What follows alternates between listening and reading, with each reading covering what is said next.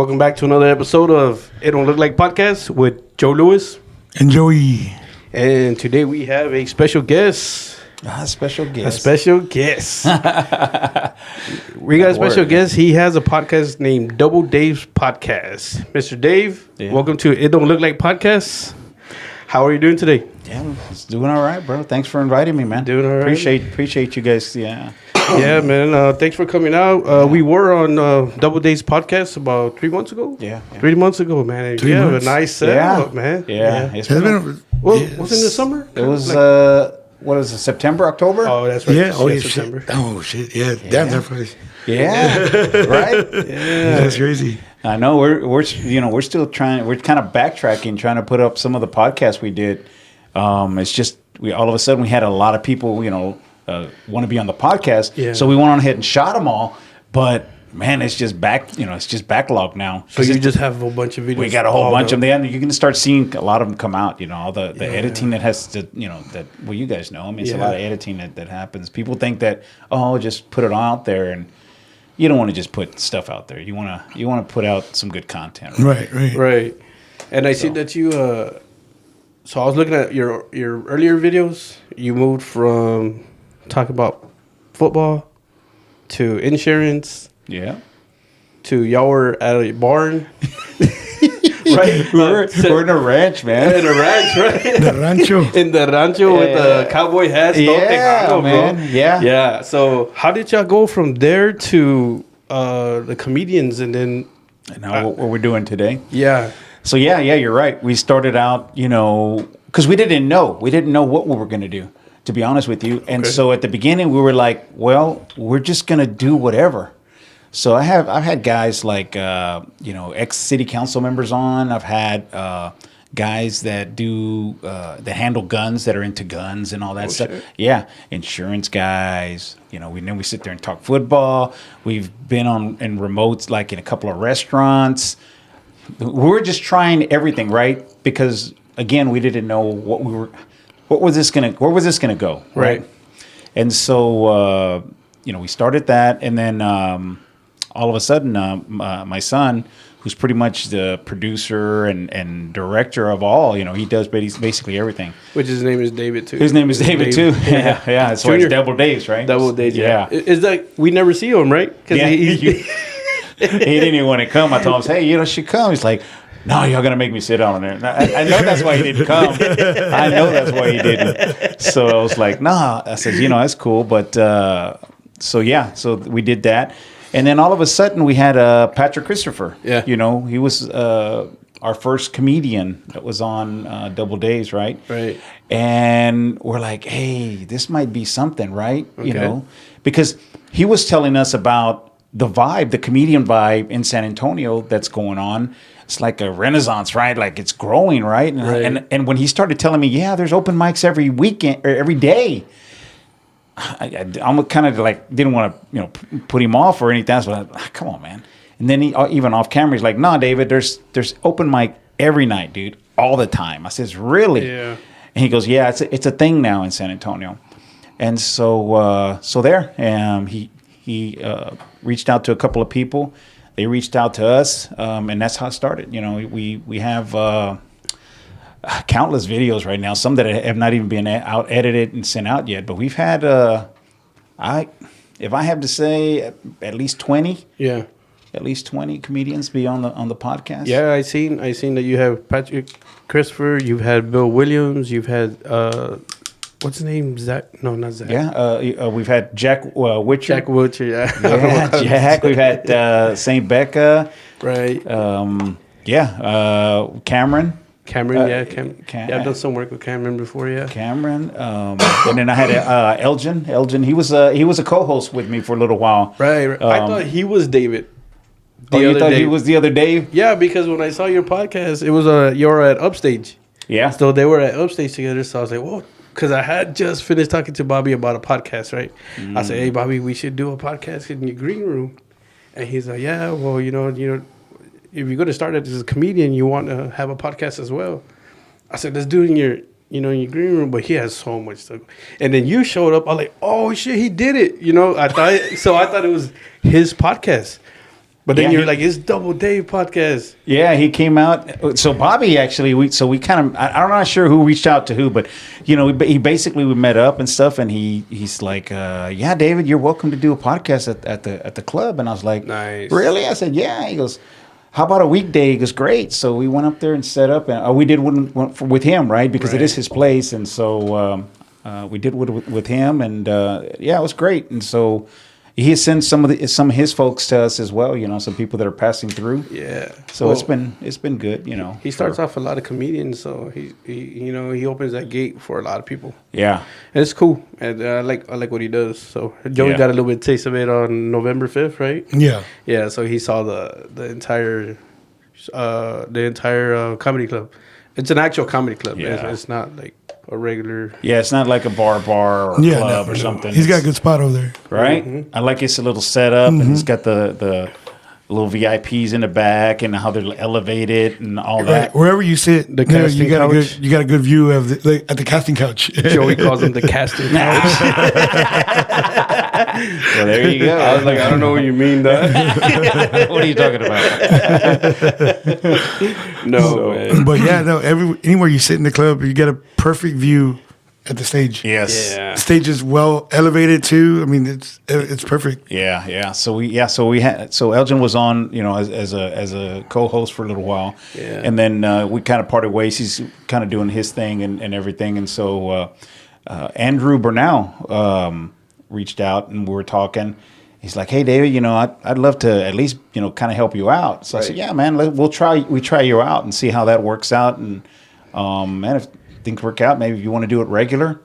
He's like, yeah. So right now it's kind of almost like a probation and shit. 90 days. Yeah, No 90 day college. no contract, no nothing, no money. But yeah, so far so good with him. He's a great guy. Yeah. Real good people. And so yeah, we got him on, and he's doing good, man. I like his style. I like that he's engaged and stuff. So Yeah. ask a lot of questions. I saw that you were trying to say that you want to go out to comedy clubs to see the comedians perform, and I've actually seen you at Tank's Pizza. Yeah. I've been out to Tanks, LOL, obviously Upstage, and I want to kind of hit up a couple of the other ones and see what's going on. Yeah. Because again, how am I going to interview these people if I'm not sure what the scene is right? What's going on, and even off camera, off podcast camera, we talk, and of course there's like all kind of stuff going on. I didn't realize, again, I just thought you just gotta get up there and start talking, but it ain't. It's not that easy, right? No, you gotta know, right? You gotta know what you're talking about. I guess everyone has their style, what they're gonna talk about, the Right. punt, how you do the punt. What do you call it? The punchline or whatever you call Yeah, that. you have the premise and then the setup and the punchline. There you go. So yeah, you gotta do it like where it just like kind of comes natural, Yeah. So, but if you listen to some people talk, they do it a lot. Like a lot of people do. I notice a lot of people from the hood talk that way. Yeah. You notice? Like You're right. They talk. And that you're way. wondering why they're funny, because why they're always laughing. Yeah. Because it's a natural thing. It's just naturally the way they talk. Hey, I was at my mom's house, right? Right? Just like things like that. And then she made tortillas, bro, and that shit wasn't even cooked, dog. What I'm saying? And then everybody starts to laugh, right? Right, And you're yeah. like, I've met some people like that, know. And in going out and seeing some of these comedians, right? I do notice, like, because I pay attention. I'm a very detailed type of person. Yeah. Like, I really pay attention to everything. Yeah.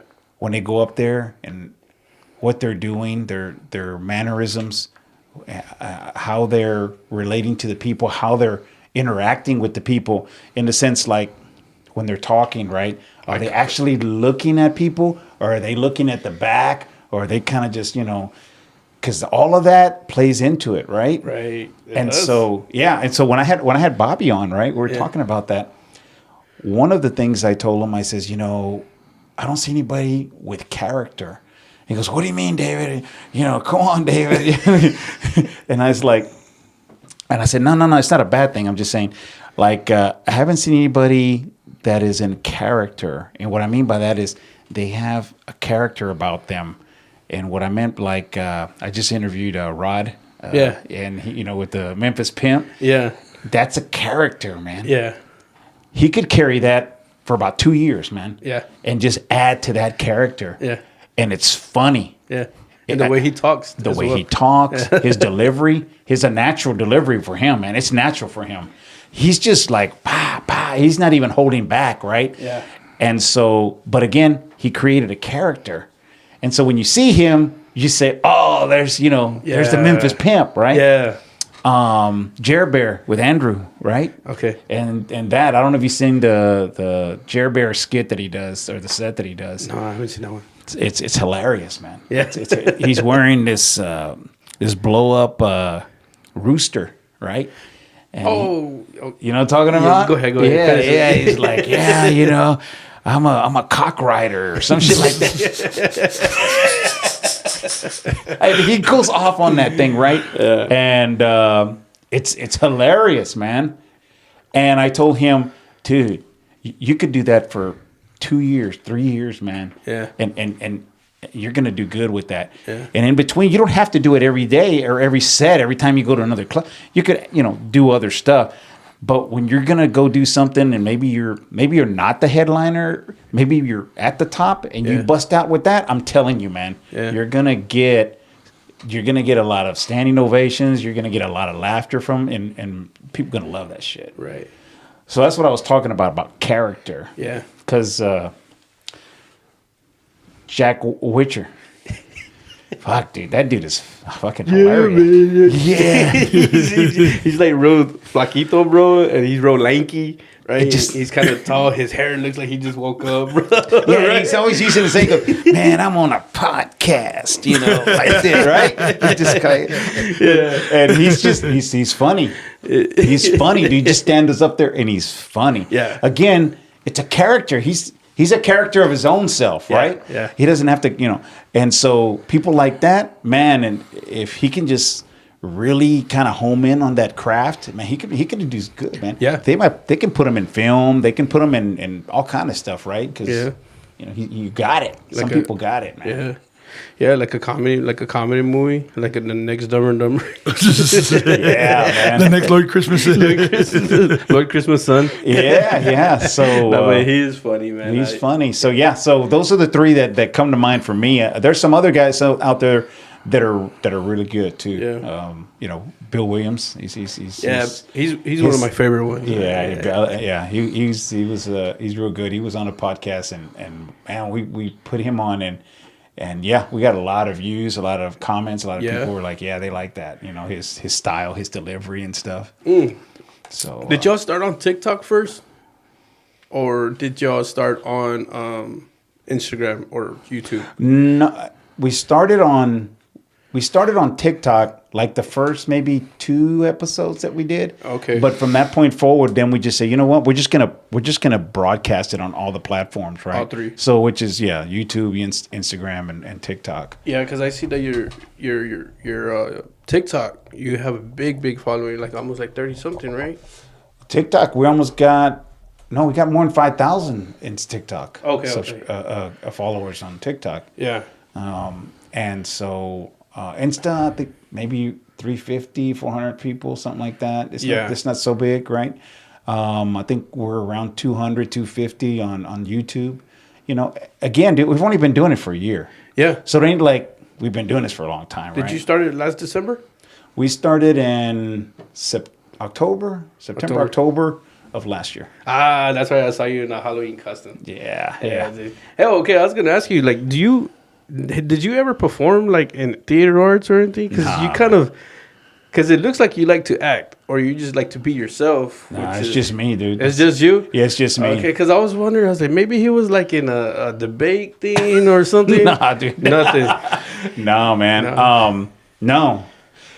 I don't even know where I got that from. I don't. It's just natural, man. Just natural. You just be yourself. I just be myself. I being in the business that I'm in, in the career that I've had, one thing that I always had customer facing stuff. So I always felt like I had to be like a little bit more kind of energy a little bit. Yeah. But once I became doing corporate stuff, where I would do presentations for board members, you know, like here in San Antonio, I did presentations for like board of HEB, board of USAA. You know, I've had 50, 60 board members, and I'm doing presentations with them. Damn.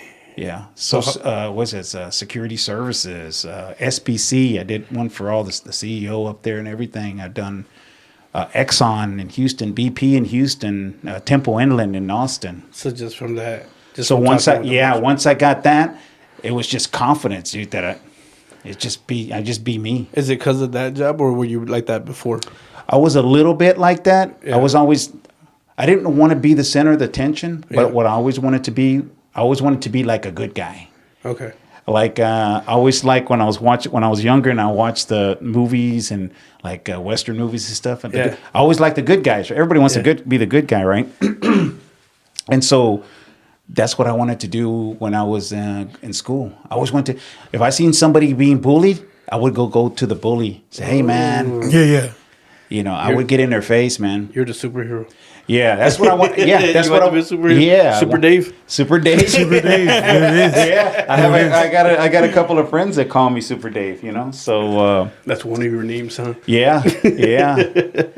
But no, it was. And then again, when I came into my business, right, to this business that I do, and I got put in front of those people, it was not, dude. I would do. People don't realize, man, I've done presentations for 300, 400 people. So public speaking then. Public speaking. So you've been on the stage. Oh, yeah. Okay. Yeah. So it's been real easy for me. That's what I was saying, because when we went to your podcast, I was like, nah, he's been doing it longer than this. I was like, because Joey does his too, and then you can tell that Joey has more experience than I do, right? And I seen his podcast. I go through his old podcast. Right. I was like, man, this motherfucker's pretty good. suck. He's good, man. Yeah. The other day, he was talking sports with. He's a big Dallas Cowboys fan. Are you Dallas Cowboys fan? Hell yeah, dude. He can speak. What is it called? Stats. Oh yeah. Stats. Yeah. So we never talk sports on here, right? Like, because I know Joe's not a big sports guy. Yeah, right. He big wrestling fan, UFC. You know, he knows. Yeah. Right. I don't follow that, but so last week we had a coworker of mine come in, and man, we were talking sports for like 20 minutes straight or whatever. Yeah. And Joe's like, "What the fuck?" I was like, "Who is this guy?" But he didn't know that because we don't talk sports. But it was good to talk sports one time on the podcast. I told Joey, we're gonna make a day for you, bro, where you just bring your people in and then just like I guess like fantasy football, I guess. Yeah, or anything. Yeah. I mean, I just heard of it. I've never seen it, but I guess just guess who's gonna win the next. Oh yeah, dude. I'm like all over that Prize Picks, man. You do price picks? Yeah, man. I do underdog. Underdog, yeah. Yeah, because I want to do FanDuel, but it's not legal here. It's not legal. So now FanDuel, what they have is the picks. The picks. FanDuel picks. Because that's legal here. I mean, they can do that, right? Yeah, it's a loophole. It's a loophole, right? And so FanDuel, sports betting in Texas have been denied the past twice. It went to the House. 2023, 2025. Yep. The next time is up is 2027. 27. Get your hand out of your ass, Texas. Come on, man. Fuck. Let me spend the money. We're such a Republican state, dude. Time, man. Fuck. We don't want to let that shit go, dude. Let it go, man. There's a lot of money to be made, There man. is. I wonder why, man. It's a Republican state. So that with the Christian background and the no gambling and the no prostitution and you bring in more of that illegal element in, right? There's gonna be more, you got to bring more enforcement and all that shit, right? Prostitution's legal? No, it's illegal, but that's what I'm saying. Meaning illegal, it's kind of like Vegas. Look at Vegas. Yeah. Vegas. So is so they don't want that shit here in Texas. Come on, man. This is Texas, And they can they can do that in Vegas. Yeah. But did you know that San Antonio used to be we used to have one of the biggest red light districts here back in the day? Really? Yeah. I found that out on a ghost tour. That's right. He was talking about it on the other podcast. Like, you got it. And so a lot of these places have since been turned into like old abandoned churches.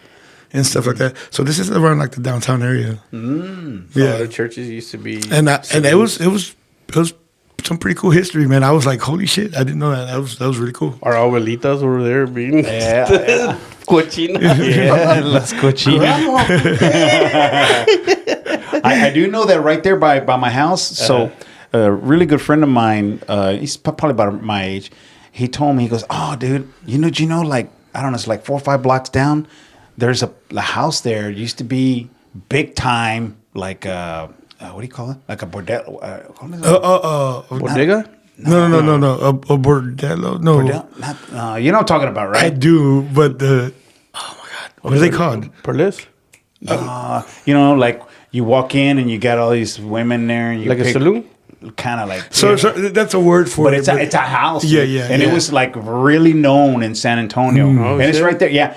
And then I go, dude, how do you know that? He goes, dude, like once I got like 20 something years old, he goes, I used to rent that house. I rented that shit. house. He goes, yeah. And that's how I found out the history of that house. I said, oh, dude, did they paint the walls and shit? Oh, they did paint the walls, but with something else. He was like, yeah, dude. He goes, yeah, it was just my younger days. We had no furniture, dude. So just a cot, you know, just a little cot that I used to sleep on. He goes, so I used to throw parties there, and yeah, that's how I know about that. It's right there by the house, man, where I live. So I was like, what? And he goes, yeah, back in the day, it was a big time. I don't say whorehouse, but you know, Happy home? Yeah, happy home. Happy place. There's a lot of happiness going on there. Oh, man. I see that you're doing comedians and you're going to filmmaking, right? Yeah, that's another thing right how's there, that, right? man? So that's to me I find that a little bit more interesting than the comedians. The comedians are fun, right? Right. Good people. I love dealing, talking to them and just being in that scene. But the filmmaking, I'm really intrigued by that. Right? It's kind of cool, right? How what's going on in that space, Right. We've had a couple of directors on. We had some actors on. I've got to meet some actors, local. There's a lady, Lawrence. I can't remember her name right now, but she was on Law and Order. Okay. For a while, wow. and she stayed at my Airbnb and did she did the podcast? Yeah, no, she hadn't done the podcast. Oh, okay. But she's gonna do it, right? She's already like, Nice. oh yeah, I want to do the podcast, David. But they shot a scene of a movie that's going to be released sometime next year in my house at the Combies. The Combies. The the Combies. Which is cool, man. That's a nice house, man. Yeah, that's cool. Nice. I like the way. The little setup and everything. Yeah, you say your wife and daughter did it, right? Yeah, they do all that. It's nice, man. Right? Yeah, it has that Texas feeling. Like, Yeah. Just makes you want to pull out and go, oh, Exactly. So speaking of the Combies house, you held an event there. Yeah. It was kind of like it was a event that you didn't know how big it was going to get. No. And it was a night at the Combies. Can you speak about that event that you held there? So yeah, so my wife here last year. Well, we found out in Christmas actually, Christmas Eve, that she had cancer last year, and so she had to go through chemo and she had to go through all that, right? Surgery and all that, and so it's been a tough 2025 for our family. Because of that, and so now that she's done with the chemo and she had a what they call is I guess the CT scan and then the ultrasounds and all this stuff to check, make sure, hey, is it gone, right? And so the news came back and said, yeah, it's gone. There's nothing there anymore. You're good. You're clean and everything. We'll still monitor you for a while, but you're good. Now you can start living your life again. Yeah. So I was talking to one of the comedians, actually Cameron, and I was telling him, and I said, man, I'd like to do something. You think we can get a couple of comedians back here? I said, I'm gonna have some family here, maybe do a little cookout and stuff like that. And he goes, yeah, David, yeah, I'll ask a couple of people. He just put it out there, but he didn't tell them why we wanted to do it. He just says, we're gonna have this get together, and David's at the Combies, right? Yeah. Boom! I got 10 people like I'm there, write me in, all this stuff, right? So what was it? What was it through Instagram or was his Through Instagram at the Combies? We made David made a at the Combies Instagram account. Yeah. So they hit you up on that. So yeah, they were hitting us up on that, and then Dave was like, "Dad, we got 10, 11, 12," and I'm like, "Okay, well, hold on, tell them to stop, right? Because I don't know, we have enough, right?" So we stopped, and then as time got closer, I said, "You know what? I'm gonna probably make some food and make it a thing, right? Right. I got that many people, and then people started dropping off because people were like, "Oh, well, I've got." Comedians, man. Yeah, It's hard because they're trying to get on stage, right? They're trying to improve their craft. Right. So anytime they have an opening or somebody calls them, "Hey, I can pencil you in, for this night or whatever." So I started getting some of that. So man, we went from like 11 down to like 6 people. And I said, "Well, that's fine, dude. 6 is fine." I says, "I mean, I only wanted 3, Yeah. So Cameron's like, "Yeah." So we decorated the house, and I smoked 15 chickens, man. Dang. Yeah, 15, man. And then my wife made rice, beans, and that whole thing. We had it decked out like looked like a cater, Badass. So all of a sudden, Cameron's like, "Hey, David, okay, man, people want to come. I'm gonna start putting them down." I was like, "Okay." So he started putting them down, boom, boom, boom, boom. By 8 o'clock when we wanted to start, I go, "Hey man, how many do we got, like, for sure?" And he goes, "We're up to 13, David, but I have like 4 more that want to come, and I don't know if we have enough time." And I says, "Okay." He goes, "So I'm gonna keep them on standby in case we've had people that drop off." Right. People were sending him text on the Instagram saying, "Hey man, I'm looking for the place, but I'm in a neighborhood." People thought it was a club. Oh, okay. Oh, they didn't know it was an actual house. Yeah, they thought it was a club. Okay. Right? And he's like, "No, it's a house, dude. You need to come back, da da da." So yeah, I think the total, when it was all said, we had 15 stand-ups, and then we had maybe about another 4 or 5 that were on standby that were just there just to be there. And the good thing was everybody was like, "Wow, I've never done anything like this," and it was badass. And the feedback you got from that was that it was great. Everybody had a good time. Everybody had a good time, and here recently I've had now 3, 4 people. "Hey, when is At the Combies, 2, right?" Because they liked it. Right. Yeah. So, we'll probably start talking about it maybe like in February, and if it's something that we can throw again, that I think it'd be kind of cool, I think we'll have more participation. I think we'll have more people there because, again, like I didn't know you guys. I didn't know some of these other people that I've met, and they're like, "Man, I'm there." Yeah. I interviewed a DJ Aftermath. I don't know if y'all know him. Oh, he was he used to be on the radio, right? Yeah. He was on the radio. I saw that one. I saw that episode. Yeah. And so afterwards, we told him about it. He goes, "Dude, if you have that, let me know. I want to go do a set there. I want to be there." Let's go. Yeah. Go do his thing, man. DJ, comedians. Yeah. And dancers. Yeah. A whole production. Yeah. The backyard, because that's where me and Joe joined you for your podcast. Yeah. And that was a great set. And the way you explained how you built the platform, you built it that day. You and your dad, right? day. You and your dad. That's it. Yep. Yeah.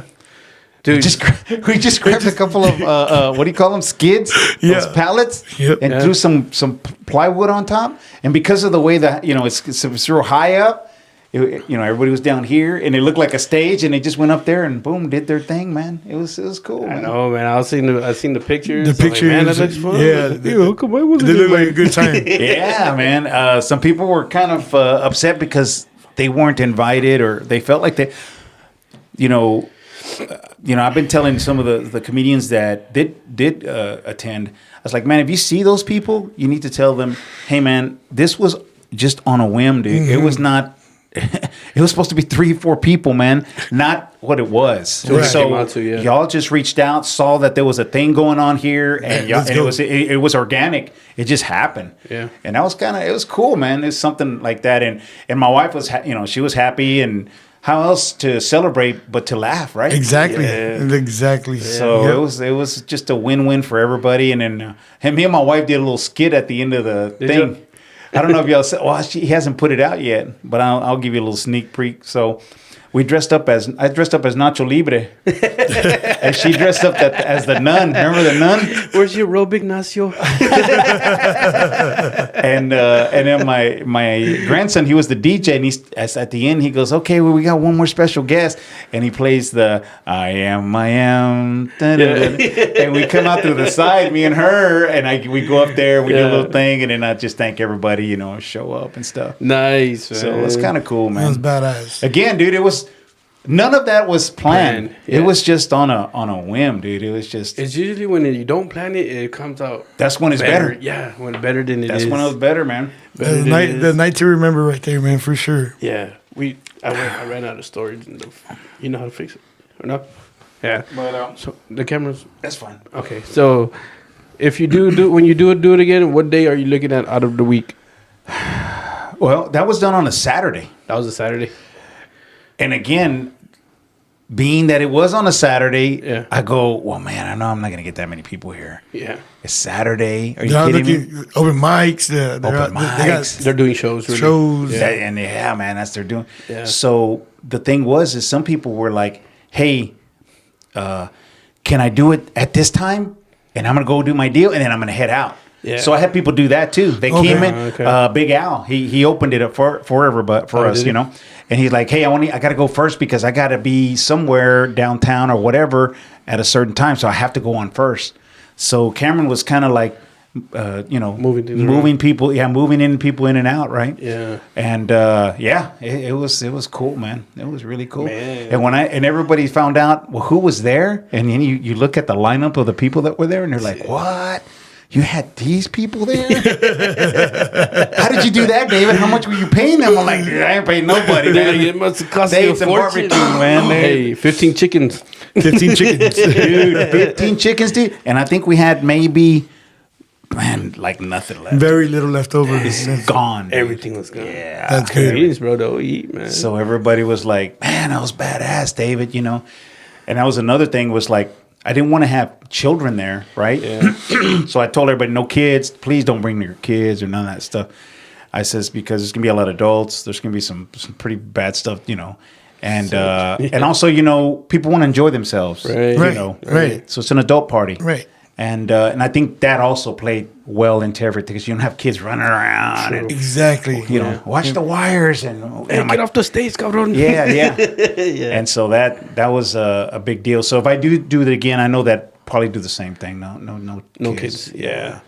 Man, that's a nice place, man. I mean, I hope it goes. I know it will go well. You just.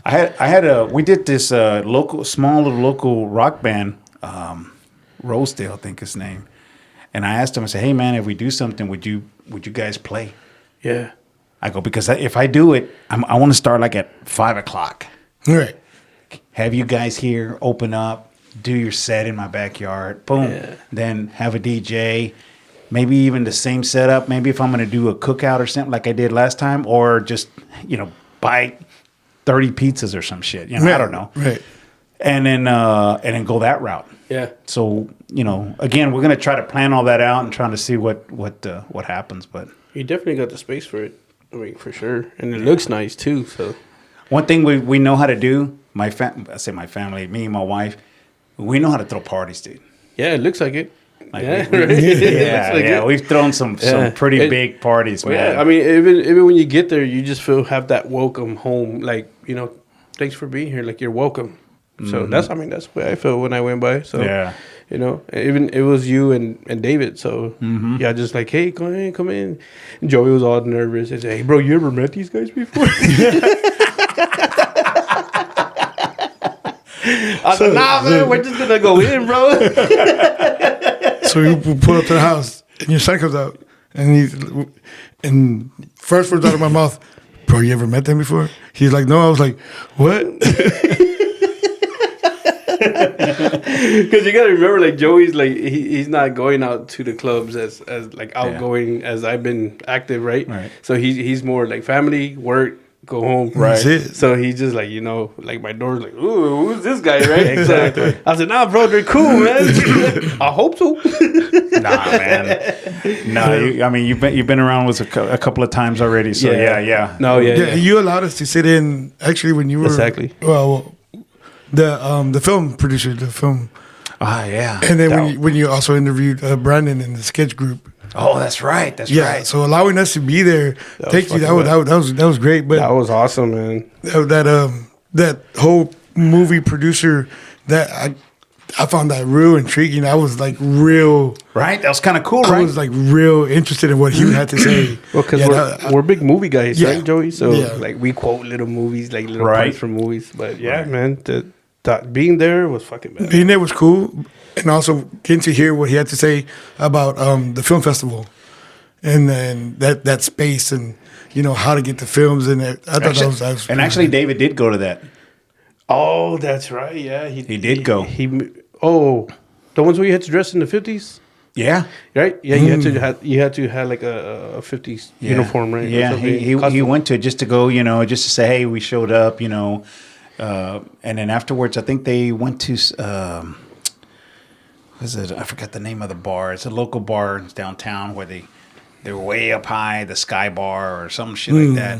But they're up on top of Oh, it must be that one on the other side of 37, no? yeah, it's like There's a balcony on the top. and they have Oh, the you can see it from the highway. Yeah, if you pass the dome, Yes. like going towards the east side. I know you're talking about. Yeah. Yeah, you know what I'm talking. Yeah. So and then David kind of make a contact with that guy, and he's like, "Oh, yeah, I do a podcast," and he showed him. He was like, "Whoa!" And he goes, "You could do a podcast here, up high, dude. You'd be up there, Oh, high, at the- and then you at the see bar? yeah, and then you're outside, and you see the skyline behind you, and you're up high, right?" So I told David, "Hey, hold that guy."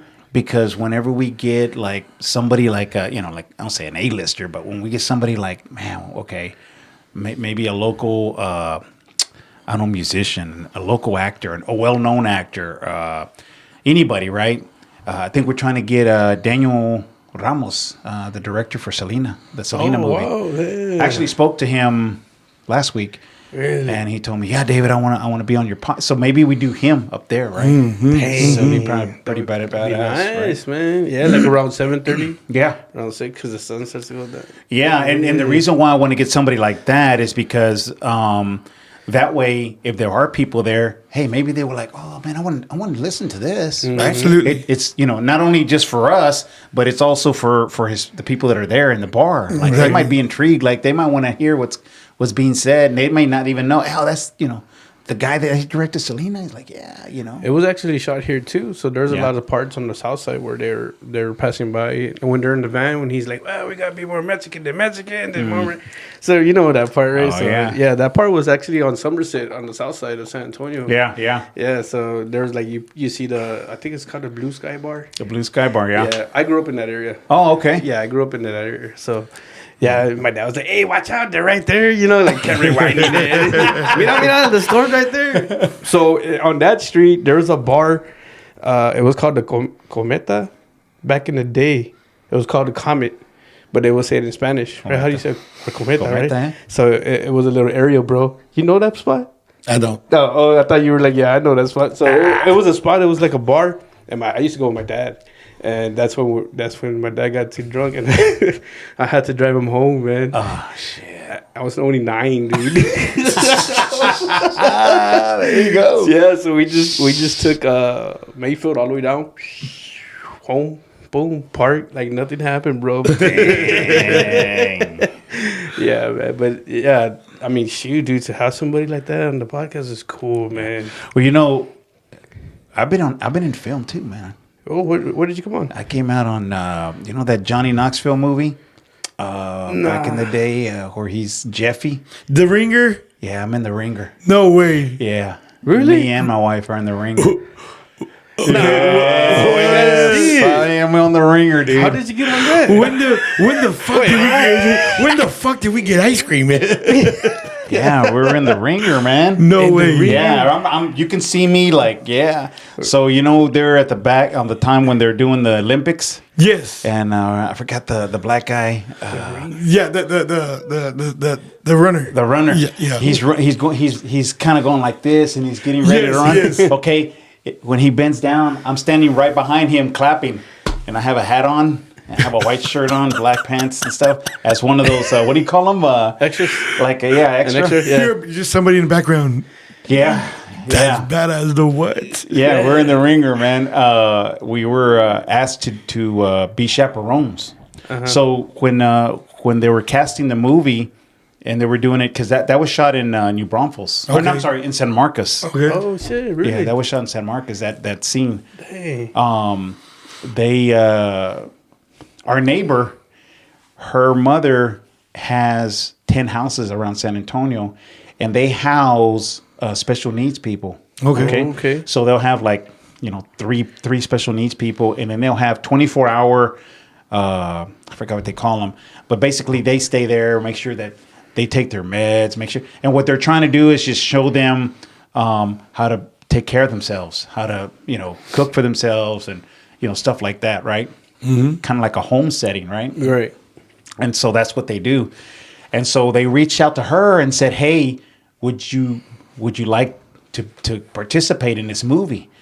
Yeah, you'll be extras, but, we need chaperones. So they came and asked us, hey, would you mind chaperone? So she was like, yeah, they're just going to shoot a movie.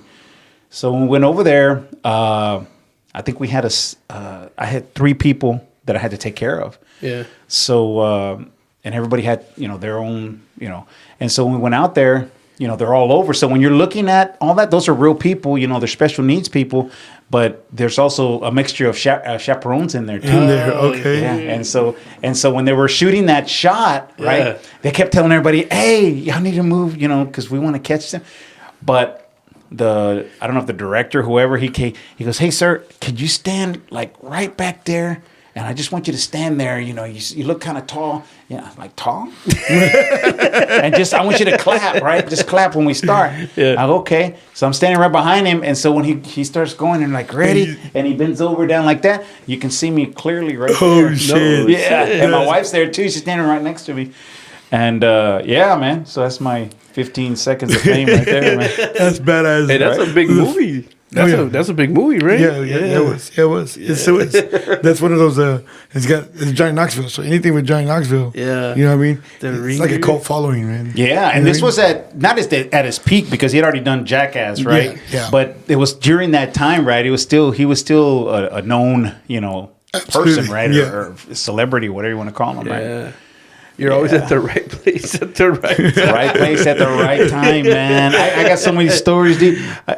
You see, Cowboy fan. So when I was in Dallas, there was where our main office was it was on one of those like a shopping center, okay. And at the corner was a club that all the Cowboys went to. And if you've seen the documentary on Netflix, I forgot what this called. It's just recently. So yeah, I'm still watching. They talk about it. With Deion So if you Sanders. look at it again, you'll hear him say, "Oh yeah, they used to all go here over on Preston Road." Okay, yes. Okay, well, that club was right here. Our main store and office was right here on the same strip. What year was this? Like around 90s? Like 90, 91, 92, por ahí. Okay, guys, if y'all don't know the Cowboys in the 90s, they were fucking badass, right? Yeah, They were- because Emmitt Smith was just a rookie, right? We had just drafted him, right? And so one night we were having some speakers, and there was only back then probably maybe 200 employees. Southwestern Bell Mobile Systems. Yeah. It's nobody, dude. And we're having this get together, and so we're there, and they're supposed to go up and speak or whatever. So we got there about 3:00 in the afternoon. Yeah. And then I'm sitting there, and I'm about 2 rows back, and I'm sitting at the end, and this guy walks by there, and he goes, "Hey, how you doing?" He goes, "Anybody sitting there?" I said, "Nah, man, go ahead." So he sat there next to me. Yeah. Yeah, it was Emmitt Smith. Oh, man. Sitting right next to me, dude. Explain to the viewers who Emmitt Smith is. You don't know who Emmitt Smith is? No introduction needed. Yeah, I don't think you need to know that, man. But he's sitting right next to me, right? Yeah. And I knew who he was, but he wasn't Emmett Smith. He wasn't Emmett Smith. He was just Emmett Smith. We just drafted this guy, right? Okay. So I said, hey, how you doing? I says, my name's David, David Davila. It's like, hey. He goes, Emmett Smith. I said, oh, man, nice to meet you. I said, you're a cowboy, right? We just drafted. He goes, yeah. He goes, I said, what are you doing here? He goes, oh, I'm going to speak. And I said, oh, really? He goes, yeah. I said, I'll say, cool, man. So we sat there. I said a couple of things. We just talked a little bit. Just, what do you do? And I just, what I'm doing here and all this stuff, right? Cell phones and all this stuff. And then he went up there and he talked for about 10 minutes, man. And then afterwards, again, they all go to that club. Yeah. And at the end of the night, dude, that parking lot would be packed, man. So we would have to close the store at a certain time because the club was just packed with people. And people would not even go inside. They would just park outside. And just like a tailgate. Every Friday, Saturday night, it's a tailgate out there because they just want to see the Cowboys that are coming in to go party. Just to catch a glimpse. Yeah. Damn. You remember James Washington? James Washington, yeah. He had the 2 interceptions in the Super Bowl. Mm-hmm. So he came into the store one time, and I met him. He came, he's like, And again, this is before the dynasty, right? The 93, 94, 95. Yeah, the Super Bowl. This is 90, 91, 92, somewhere around there. And so, they're just Cowboys, right? And, so they would come in and you just talk to them like nothing. Like regular people, right? Yeah. Damn, so I got to meet those type of people, man, and yeah. Hitman Hearns, boxer. Yeah, what's his first name? Tommy Tommy Hitman Hearns. So he just passed away too, right? Yeah. Yeah, he did. Yeah. He passed away. So me and my wife, we were probably 17. We got married early, man. We were young. Dang. We're 17, 18 years old, and we work at this place called the Regent Hotel. Okay? Yeah. And I'm a dishwasher there, and she manages the employee cafeteria. And I'm coming up, and I don't know what I'm doing. I'm walking out to something to go get somewhere, throw something, and a car, like a limousine, pulls up. Yeah. And on the side of the thing it's like one of those magnets that go on the cars. Okay. Yeah. And it says Tommy Hitman Hearns. Oh, Right? shit. And I'm just walking, and I think I'm gonna throw some trash out if I remember right. Throw the trash out, coming like back, and I'm carrying this where the trash comes, right, with wheels, and I'm walking back, and he gets out of the car, out of the limo. He's fixing that. He's gonna stay there at the because back then the Regent Hotel. Yeah. If you look at it's past, that's where the Cowboys would stay for their home game. So Tom Landry would have them stay there rather than their house. They would stay there, even for home games. At the Dallas Regent Hotel on Mockingbird. Oh shit. Yeah, and that's where we and so I didn't get to meet the guy, but I did see him, and I knew a little bit about boxing, so I kind of remember hearing about him. Yeah. So I walk by, and then he looks at me, and I go, hey, and he's like, hey there. And he just he goes, hey there, like that, like yeah. All right, so yeah, man. You're always at the right place, man. Yeah, right. dude. Yeah, That is just weird, right? I mean, how things work out like that, right? You just meet a bunch of people. I used to think life was about luck. Yeah. And I think maybe like in my mid-20s, I started saying, this ain't luck, man. Nah. There's no such thing as luck. No, you put yourself in that situation. That's not luck. It's not luck at all, man. You're either going to put yourself there or you're not. And if you think that you're going to do something and you really know that you're going to do it, you're going to do it. It just happens. It's not a matter of if, it's just a matter of when, That makes sense. Yeah. And so I I started to understand that like in my mid-20s to really? Yeah. Man, I wish I'd learned something like that in my 20s. How about Spurs? You like the Spurs? Spurs, man. I went partying with those guys, man. Win. So I gotta show y'all my pictures, man, when y'all go back over there. Okay. So I'll tell you a story about Tim Duncan. All right. iPhone first comes out, right? First iPhone comes out. Around what time? What years was It's that? 2007. Okay, 2007. Comes out, and we're there, and the marketing lady tells me, David, you're the only one that knows how to, because I had access to the network through, where I could activate phones, right? Turn the lines on. In the early days, we always had problems, man, with activating these phones right through Apple, because it was just a long story about how all that integrating and all that shit. Right. Anyways, we had problems, so they said, hey, Tim Duncan is going to go to the mall. He's going to go buy a phone, and I gave him your phone number. He's going to be on there on Saturday. So can you be on standby, David, when he calls to make sure that his phone gets activated correctly? I said, yeah, no problem. And at that time, he was a sponsor for us. Okay. So I said, okay. So I'm sitting there in the dining room table, man. I don't think I was doing nothing that day. And little Dave walks by. Yeah. He goes, what are you doing, Dad? I said, I'm waiting for Tim Duncan to call me. And he goes, what? I'm serious. You get a true story. Yeah. And then he goes, comes back. Yeah. What are you doing? I said, I just told you. I'm waiting for Tim Duncan to call me. And right when I said that, like 3 minutes later, and he's looking at me, he goes, I go, just be quiet. Answer the phone, put him on speaker. I said, hello, this is David. He goes, hello? Yeah. I said, yeah, this is David Davila. I said, who am I speaking with? He goes, yeah, this is Tim Duncan. I said, hey, Tim. I said, do you got your phone? He goes, yeah. I said, all right, I need you to go into it and read the number, the IMEI and all this other shit. And he goes, okay, let me get you activated. Okay. And I'm there, he's on the phone, right?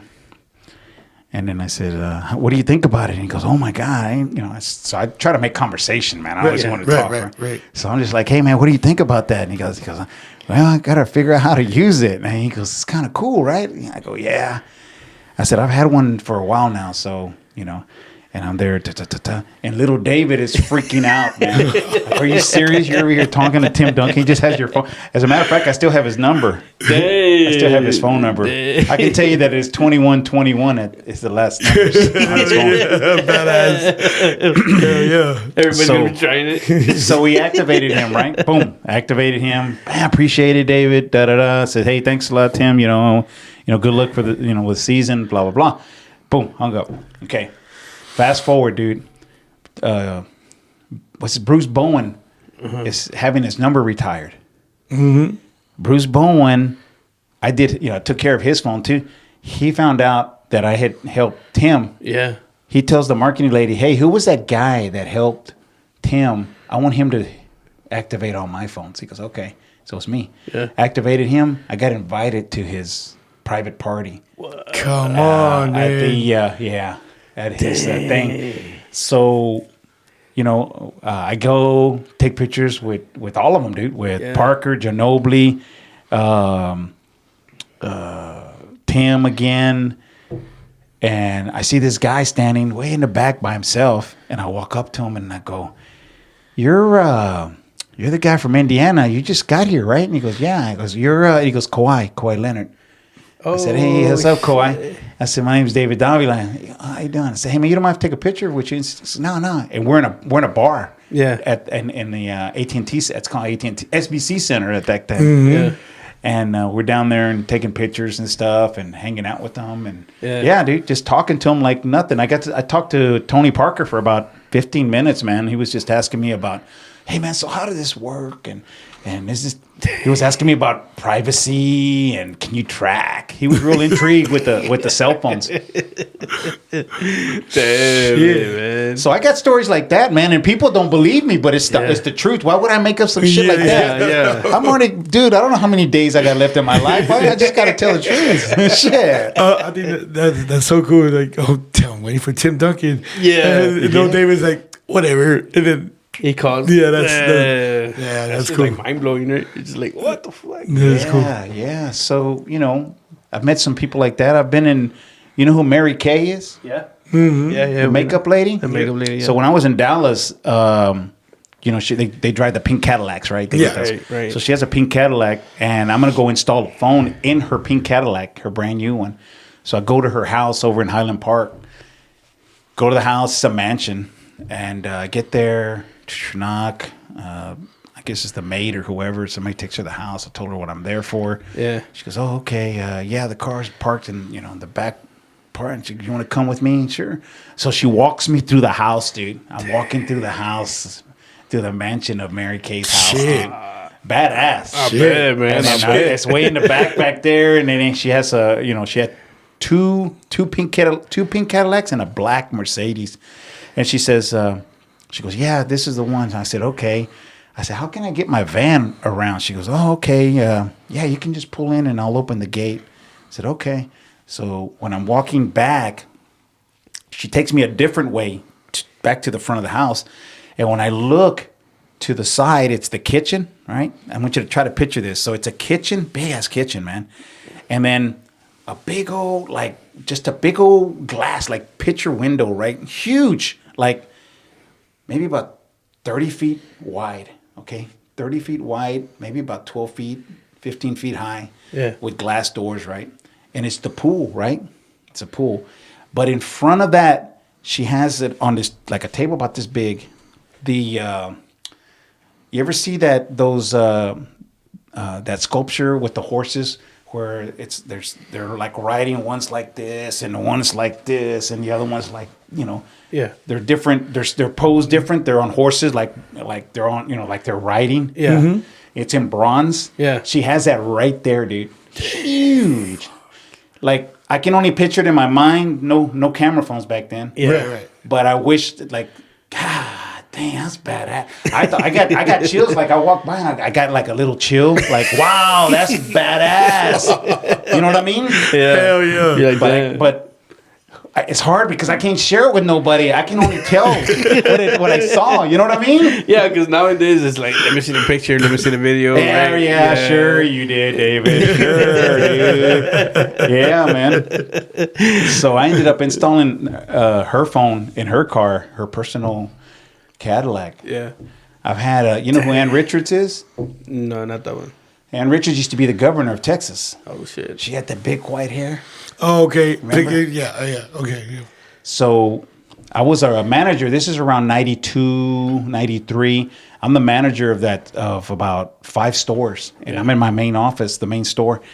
She drives up with the guy who drives these execs around. He's like, David, I got Ann Richards here.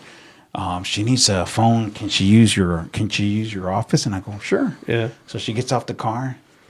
How y'all doing? I said, hey, She goes, nice to meet you. I said, I'm David Davila. She goes, oh, I'm Ann Richards. I said, oh, yeah. So, yeah, you need to come in here. She goes, yeah. Walk her in my office. I said, yeah, just make yourself at home, blah, blah, blah. So I had Ann Richards, dude, the governor of Texas, right there, dude, in my office, man, using the phone. Man. So I got to meet her. Yeah, dude, it's just a matter of Trammell Crow, who owns half of downtown Dallas, rich man, multi-millionaire, man. He owns, If you ever look at the downtown Dallas, you ever see the one with the hole in it? Yeah. The building with the hole in it? Yeah. Okay, that's the Trammell Crow building. Okay. So it used to be his office. So it was him and he had three or 4 kids. I don't remember. I think it was 3. They drove me to some place way outside. I don't remember where it was, man, to be honest with you. And we went to it's like a ranch, like a big old ass ranch. Big old freaking house, dude. Yeah. Huge, man. And I put 4 phones that day. Spent all day, man, from the morning. I think I got home 9 o'clock at night. Dang. But I was putting phones inside the vehicles there. That's when we used to do, go to people's houses and shit. Right. You have to pay, man, $200-$300, man, per phone to get it installed. So. Damn, man. And the people now don't know, right, what it was to have a phone inside the car. Inside the car, dude. Attached to it. Yeah. Only certain people could afford that, guys. Rich people, the other people. And people don't realize that you rented the phone. Yeah. It was too expensive to buy. They were $5,000, man. $5,000, $6,000, $7,000 to have a phone installed in your car. People didn't. So we would rent them. This was in the 90s. This was like late 80s, early 90s. Yeah, $5,000 is a lot of fucking money. Hell yeah. Back then? Yeah. Hell, think about this right now. Yeah. So can you imagine what it was back then? It'd be like $10,000. Right. For sure. That's just crazy. Yeah. And then it was like, what, like $8 a minute? No, not that To use it. So get this. the big cordless. It used to be 60 cents a minute, right? This is when I remember. It used to be 60 cents a minute. Yeah. And if someone called you, if you didn't answer it on the second, so it would go ring, the second ring. Yeah. You're already getting charged, dude. That's 1 minute. Oh, damn. Another ring, that's 2 minutes. That's $1.20 already, and you haven't answered the phone yet. See, the truth. Hey, what's the biggest phone bill that you ever seen? The biggest one that I've ever gotten, probably about $800 back then. Damn. I thought I was going to get fired, dude. Really? Yeah, because back then it was like one of the main things was we're going to give you a cell phone and you're going to get it at a lower rate. I think I was paying like 30 cents a minute, right? Yeah. But make sure you pay it on time. Yeah. And if you don't pay it on time, you can lose your job. Dang. It's about $800, dude. But I was doing a lot of side jobs back then, so I had money flowing, man. Yeah. I was willing and dealing, doing stuff, doing side work and all kind of stuff. So I always had money back then, and yeah, people were like I told you before we started, man. People used to say, "Hey, man, what are you slinging, David?" I'm not slinging nothing, dude. And this type of the job for that training, how long have you been doing that now? I'm going on 37 years. I already passed 36, dude. 36 years. You say you just had an anniversary, right? Just had an anniversary, December 1, man. Congratulations. 36 years, That's a long man. time, man. And that's the official anniversary. The company still owes me 2 years before I started. So we were a quote unquote contractor before then. So I've been in the industry almost 40 years, dude. In only wireless, man. Wireless. only mobility. Yeah, since the beginning. And being in that industry, being in that type of work, that has allowed you to be and put you in these situations to meet a lot of different people. Oh yeah. So you're like right at the times where everything is changing, right? Oh, yeah. David went through everything. Yeah, you're like literally just, went through everything. Okay, the world is changing, and you're changing with Big it. time. You saw it firsthand. Saw the whole thing. I was there dude. with from installing the phones in the car. Yeah. With these big old phones. Remember, the first cellular phone call was made in Chicago in 1983. Dang. 5 years later, I get into the industry, and I've been in it ever since. Jesus, you have been through it all. Yeah. Oh shit, Yep. man! And that's like where the world really changed, right? When that Wireless, dude, was the dude in the 90s. Man, dude. In the 90s. There's so much money, pick dude. up your little antenna. Hello, the prank Dude, call. there's so much money being thrown around, man. It was unreal, man. Actually, Fluffy, Gabriel Iglesias was a cell phone. He sold cell phones. Oh, really? Yeah, he sold cell phones at the time. So he was changing with the times as well. Like the emails came in and then... the Blackberries, the Blueberries. Everything. Nokia, Hitachi. There used to be Hitachi cell phones. There was Sony Ericsson. There was... dude, I could go on and on, man. I have some of those phones. You still got them? Yeah, I still have some of those, man.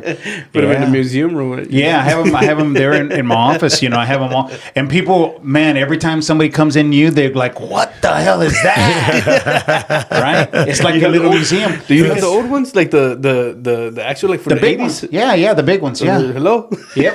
The one that they use in Night at the Roxbury. Yeah. I got that one. Oh shit! I have that man. one. Yeah. I wonder if that costs money right now. Like if it. Oh yeah. it's worth it. There's some that are a little bit older than that. They were called the Dynatacs, and those are $2,000-$3,000 right now. If you got one. Yeah, I've got a briefcase phone. It's a big briefcase. No shit. Oh, I've seen that in movies. Dude, what the fuck? I've got a briefcase phone. So does it have like a thing that you set the phone on? Yeah. And then You it starts open charging? So it used to have those big old lead acid batteries. Right. Yeah. And it's heavy as hell, dude. Really? Because they're called transceivers. Yeah. Basically the brains of the phone, right? Yeah. So now all of it's in here. Yeah. Back then, dude, it was like, I don't know, but what's the size of a Suitcase. Yeah. A briefcase. And it probably weighed about a good 8 pounds, maybe. plus the lead acid batteries. The phone itself. The phone itself. Yeah, dude. Hello. How was the reception on it? Well, back then it was 3 watts. So let me tell you what 3 watts would do. So we used to play games, right? The guys and stuff. Yeah. So you ever see those? They used to call them lip-mounted antennas. So on the trunk, they used to clamp them onto the lip, and then you would see the antenna. Yeah. You know what I'm saying? Yeah. So what we do is we say, hey, man, key up a call. So you'd key up a call, and you would get a fluorescent light, and you could come up, I don't know, probably like, maybe I've got a good 18 inches, and the bulb starts to light up. That's how much 3 watts. Oh, shit. Dang. Oh, shit. You could just hold it like, oh, look at this. And the lights light up. Oh, shit. Man, dude, that is something else, man. Gee, you saw everything. Jeez. Yeah, I've seen a lot of stuff, man. I traveled a lot. With that business? With the business. Spent some time in New York, the Carolinas, Florida, California. Dang. Yeah. Chicago.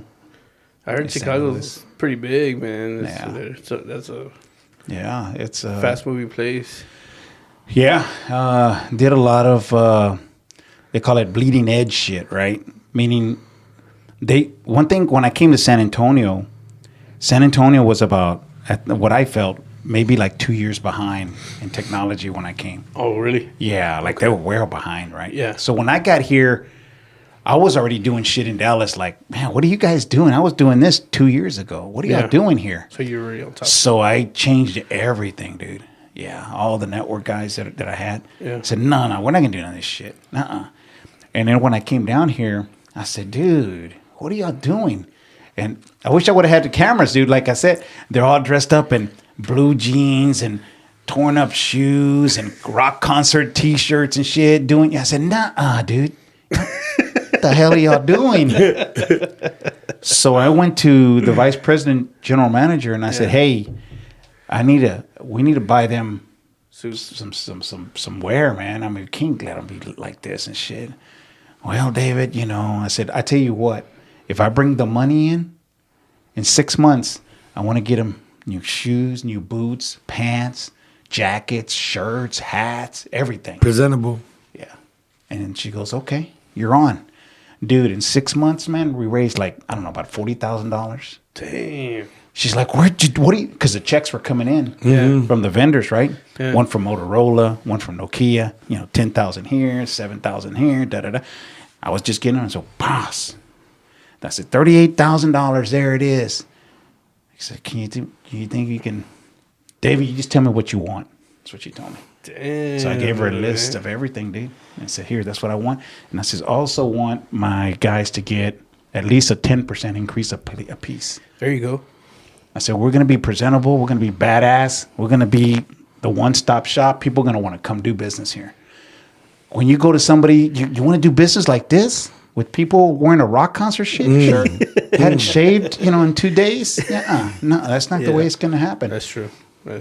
And I remember telling all these guys, I told them, I said, look, man, don't screw me up, man. Don't screw around with me.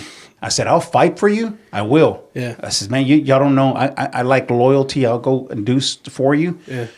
But don't screw me up, man. Because if you screw me up, I'm going to screw you up worse. Yeah. And they're like, oh, okay. So the ones that believed in me, that stuck with me, in the long run, those are the people that now call me and they tell me. Like I had a guy, it's been a while. It's probably about 5 years ago, 6 years ago. But right before COVID, his name's Scott Gray. He called me from West Texas.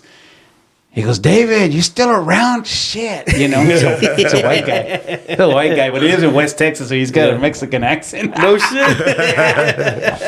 Scott Gray, man. But one thing that he told me, he goes, I just wanted to tell you, bro, that he goes, I've taught my kids the way you taught us at the stores and at the shops and stuff. And I go, what do you mean, Scott? And he goes, nah, dude, I needed to call you and tell you that the way you were so fair and the way you were, I'm behind you and you were so honest and you were straight up with people. It was no bullshit, right? Mm-hmm. He goes, I've taught my kids the way you taught me. I was like, dang, dude, that's fucking powerful, man. Like, It what? is. I mean, I impacted you like that? Yeah. He goes, yeah, David. He goes, you don't realize that you impacted everybody, dude. I'm just the only one that's calling you. He goes, but I bet you if the other ones had balls, they'd be calling you too and telling you the same thing. He goes, when you would not be around, dude, everybody would say, fucking David, badass, right? Yeah. If I need a day off, David's like, go home, dude. We got you. And they pay you. Yeah. Like, you didn't get that shit back then. Yeah. You know, you'd be like, okay, let me dock your pay or no, not with me, bro. You're loyal to me. I'm gonna take care of you. Yeah. That's the way it should be, man. Yeah. And that's gonna weigh a lot, right? Because that you don't really see that now. No, they just want to fucking make you work forever and not pay attention to your family. I just wrote a letter on Monday to a director. So I had a couple of guys we met up in Austin at the Samsung where they make the semiconductors. Yeah. Okay, I know what you're talking about. So we can't fix this. Call David. So I drove up there. I called these guys. They met me there. We spent like, I don't know, about 4 or 5 hours there trying to figure out what the fuck's wrong, man. What can we do? So I told them, hey, man, whatever you guys decide to do, I'm behind you. I'm gonna be the shot caller. I'm gonna be the one that says what we're gonna do, but y'all are the gonna ones to tell me what to do. Okay? Like, okay. So we went back. Boom. They told me, hey, Dave, we're gonna make these changes in the network, and that's what's gonna fix it. Yeah. I know what's gonna fix it. I said, all right, man. All right. I'm gonna tell them that it's on me though.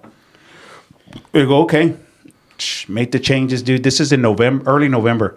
We made the changes. Boom. Went through all the Thanksgiving holiday weekend and all that.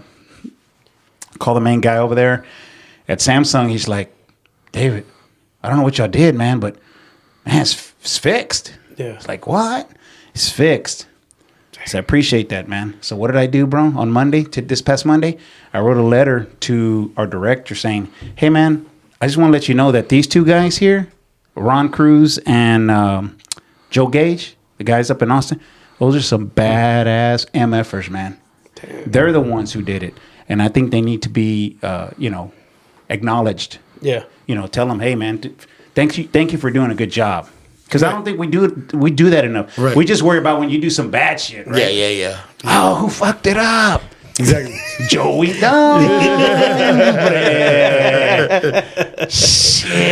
What, the wrong wire? Yeah, damn.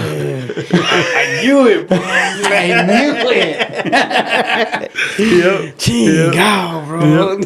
Yeah. And so I did that, dude. And, I don't know what's going to come of it, dude. Maybe just an email to them saying, hey, thank you for doing a good job. But, dude, everybody wants to get told they did a good job. yeah. I don't care how much money you make. Yeah. I don't care what you do. Absolutely. Hearing someone acknowledge that you're doing something right, that feels good, bro. It does. Yeah. And if they give them a little gift card or give them a little bump in some of their pay or whatever, that's helpful. Yeah. But sometimes people just want to be told, right? Yeah. Shit, you did a badass job, man. I appreciate it. We're watching what you're doing, man. Right. We appreciate what you're doing, right? Yeah. It goes a long way. Yeah, when I clean the house, my wife gets home. Wow. Eek, you don't even get a letter.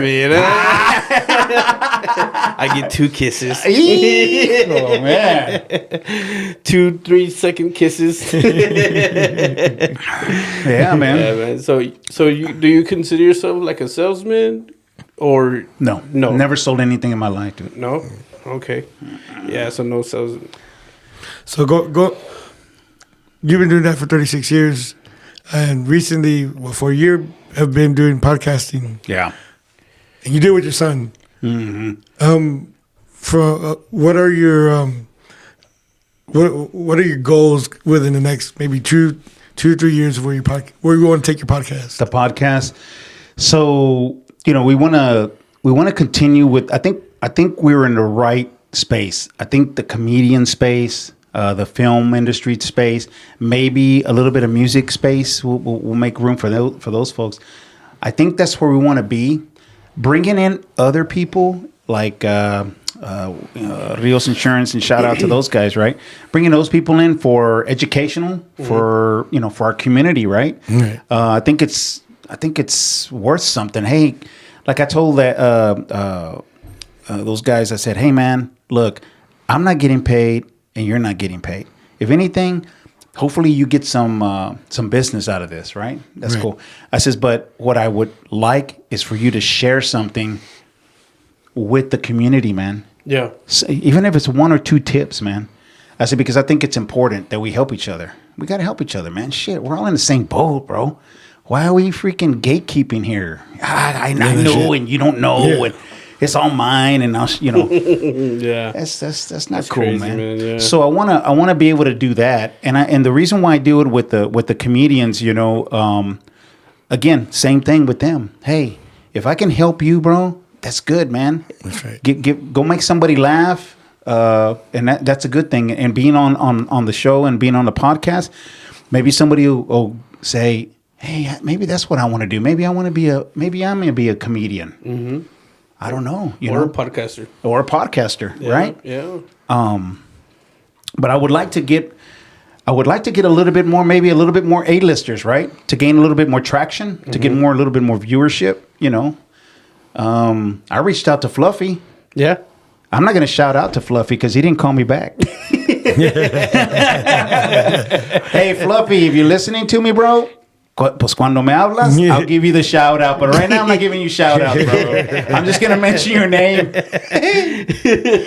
Anyways, no. Yeah, no, he's good people, man. Yeah, I hear he's good people, and I don't know. Hopefully, one day that he'll read the Instagram message. I mean, can you imagine how much mail he gets? Like, yeah, I'm sure, man. I'm sure, dude. Mail, I mean, dude. people are probably all over that, man. And I get it, man. I understand. That's one thing I do understand. I remember meeting him. I met a lot of comedians, but nobody makes you feel the way he makes you feel when you meet him. It's almost like he's there to meet you.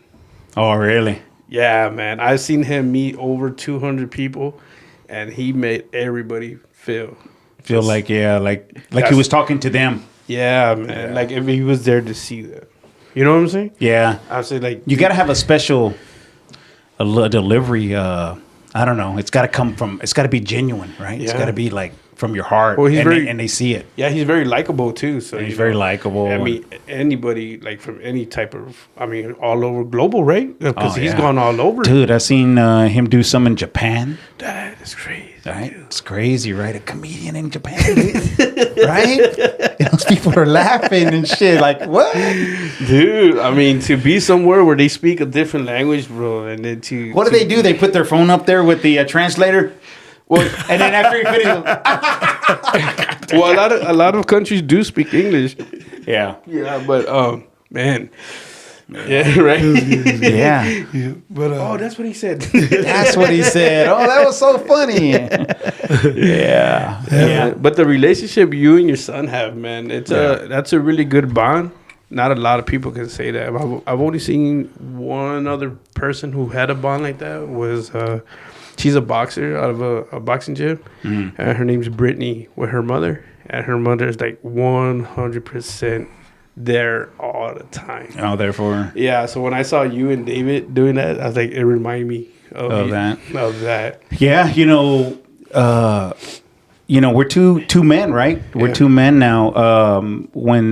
When David turned 22, he didn't know what he wanted to do. Yeah. So in his 20s, I can honestly say he just was lost, to be honest with you. Okay. I don't want to gaslight anybody here. It's the honest truth. But, he finally came around and started hanging around with me. And I told him, I said, hey, man, let's, we should do something together. Yeah. Once we started doing stuff together, he's probably like, he hasn't told me this, and I know he's thinking it. He's thinking, damn, I threw all my 20s away, and I could have had this man here help me. You know what I mean? Mm-hmm. But it's a choice that he had to make. Right. Like, I can't force you, like they say, I can take the horse to water, but I can't make him drink, right? Mm-hmm. So it's the same thing, right? And in my during that time, I'm in my 30s, late 30s, 40s, during that time. And dude, I'm in it. And when I mean in it, dude, I'm like homed in on my career. You can understand that's when Singular was coming out. Remember Singular? Yep. Yeah. Singular, yep. It's all been the same. It's the same company, bro. It's just different names. Yeah. Same people, same company. But Singular was introduced. and they put me at a different role. And so I'm meeting all these people, dude. I'm doing 200-300 presentations in front of people, 300. The most that I've done was like 400 people, presentations for 400 people. And like I said, I've met CEOs, man. The CEO was Singular. Let me tell you how well I bonded with people that at that level. Went to his ranch over here in Hondo, got off the truck, came around the truck, and I go, "Hey, Stan." His name was Stan Sigmund. Yeah. "Hey, Davila." I said, "Hey, man, oh, man, what the hell's this?" And he built a big-ass barn for these special horses and shit. I don't know, dude. And he puts his hounds out. He's a big man, dude. Like, I don't know, it's like 6'3". Yeah. Man, about 280, big man. Yeah. He puts his hands out. He goes, "I'm living large, Davila. Look at me. I'm living large." I said, "You are, man. You are." I said, "Man, this is badass." Like that. Yeah. And my director was right there next to me. And he looked at me like, "Man, don't talk to him like that, right?" Like that's the vibe I got from him, right? Mm-hmm. So y'all guys come on in. So when we got there, when we went inside, he looked at me. He goes, "David, like, man, maybe you don't want to talk like that, you know?" I told the guy his name was Ken. His name was Ken. I said, "Ken, I'm doing this, man, since 1989, dude, when I first started." He was just a president back then. Now he's CEO. He was just a president. And back then, when your birthday was on a certain month, you got to have lunch with him. Okay. Oh, that's pretty cool. Yeah. And I had lunch with this man at a French restaurant over on Preston Road back in 1989, dude. And I made it a point to sit right next to the guy. He sat on the end. I sat right next to him. And I had a conversation with him. I wanted him to remember me. Yeah. Yeah. So when he moved here, and then I moved here, and I saw him, I said, "Hey, Stan." And he looked at me, goes, "Davila." Damn. Damn it. Damn. Yep. You remembered you. That's right. Remembered. Because it was a deep conversation, like, man, I want to, that kind of shit, right? Mm-hmm. And that's all these people want, dude. They don't want ass kissers. They just want normal people, to treat them like normal people. Like a normal person. Like, let's get away from the work bullshit and let's just talk like human beings. Human beings, yeah. Yeah. Man, that is crazy, man. So that's why I can say badass in front of the CEO of Singular. That's right. Because he fucking knows me. Hey, he's from Texas too, right? So, yeah, that's just a Texas word. It's a Texas word, dude. It's in the vocabulary book, the dictionary, right? Texas dictionary and shit, right? So there is a single. How we got good on time? Yeah. Yeah. We start. We start going now. What was I gonna say? We've been going over an hour, so. Okay. Yeah. So there is a singer that she's from Kingsville, Texas, and I had the privilege to give them a ride from, I think it was last year, from a mariachi event from the Harry B. Gonzalez Center, right? And man, she is good, man. I've been telling David about her too. She was just here like a week ago. So, but yeah, let's see whenever she comes back down. I'll mention her name is Angel Jimenez. Angel Jimenez. Yeah, she's probably maybe like 20, 23. Okay. Man, the way she can sing. The way you hear, like, you know who Ana Gabriel is? Yeah. Oh, dude, her music. She's hanging in my car. Like goosebumps, man. Really? Yeah, because she was sitting behind me. Her grandma was sitting on the side. So I was taking them where they needed to go. And she sang inside the car, dude. And the way she made her voice. And inside the car, the windows were closed. Oh, dude, my hairs went up, man. Really? Like, yeah. So she sang it a cappella en la más así, ¿no? Híjole, man, it hit the heart, bro. Yeah. I stopped at the bar. I got up. I called my dad. Hey, Dad, I love you. I love you, man. He called me. You were drinking a Modelo. Hey, Joey. Let me tell you, I love you. Remember that commercial? Wasn't there a commercial like that where I love you, man? Remember that? Back in the 90s? Hey, we had good commercials back then, right? Yeah. Remember What's Up? Spud McKenzie. Remember all that? Kool-Aid Man. Tony the Tiger. Tony the Tiger. We had good shit. Yeah, we had good shit. Yeah, we did. They didn't have shit like that on TV anymore. Yeah. But yeah, man. If you see her or contact her, man, send her over, man. We'd love to have do a quick podcast with her and see where she's going. I think y'all follow her, or she follows you. I think y'all follow her on her. I think I see it on David's Instagram. On Instagram, okay. Yeah. So she, man, I hope she makes it, man. Cause really, she was good. Yeah, I think she did stuff with Shelly Lattis. Oh, okay. Yeah, so I think. Yeah, we're trying to get. Well, we keep missing Shelly, but to be honest with you, and this is not a bad thing, I'm kind of glad we missed her, that we didn't ever do a podcast with her. And I'm going to tell you the reason why. Because when we started, we sucked, dude. We sucked, dude.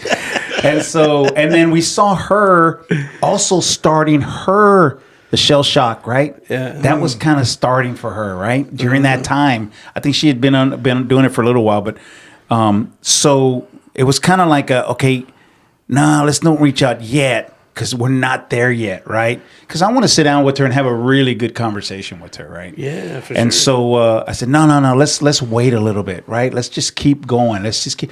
And then we started figuring out that she was liking some of our videos, right? Some of the stuff. So I said, okay, we're there, right? Yeah. She's liking, okay. We also starting to get some other people that are like at her caliber, right? Liking our videos. So I said, nice. Okay, we're almost there. And Dave's like, Dad, you already like it. I said, no, not yet.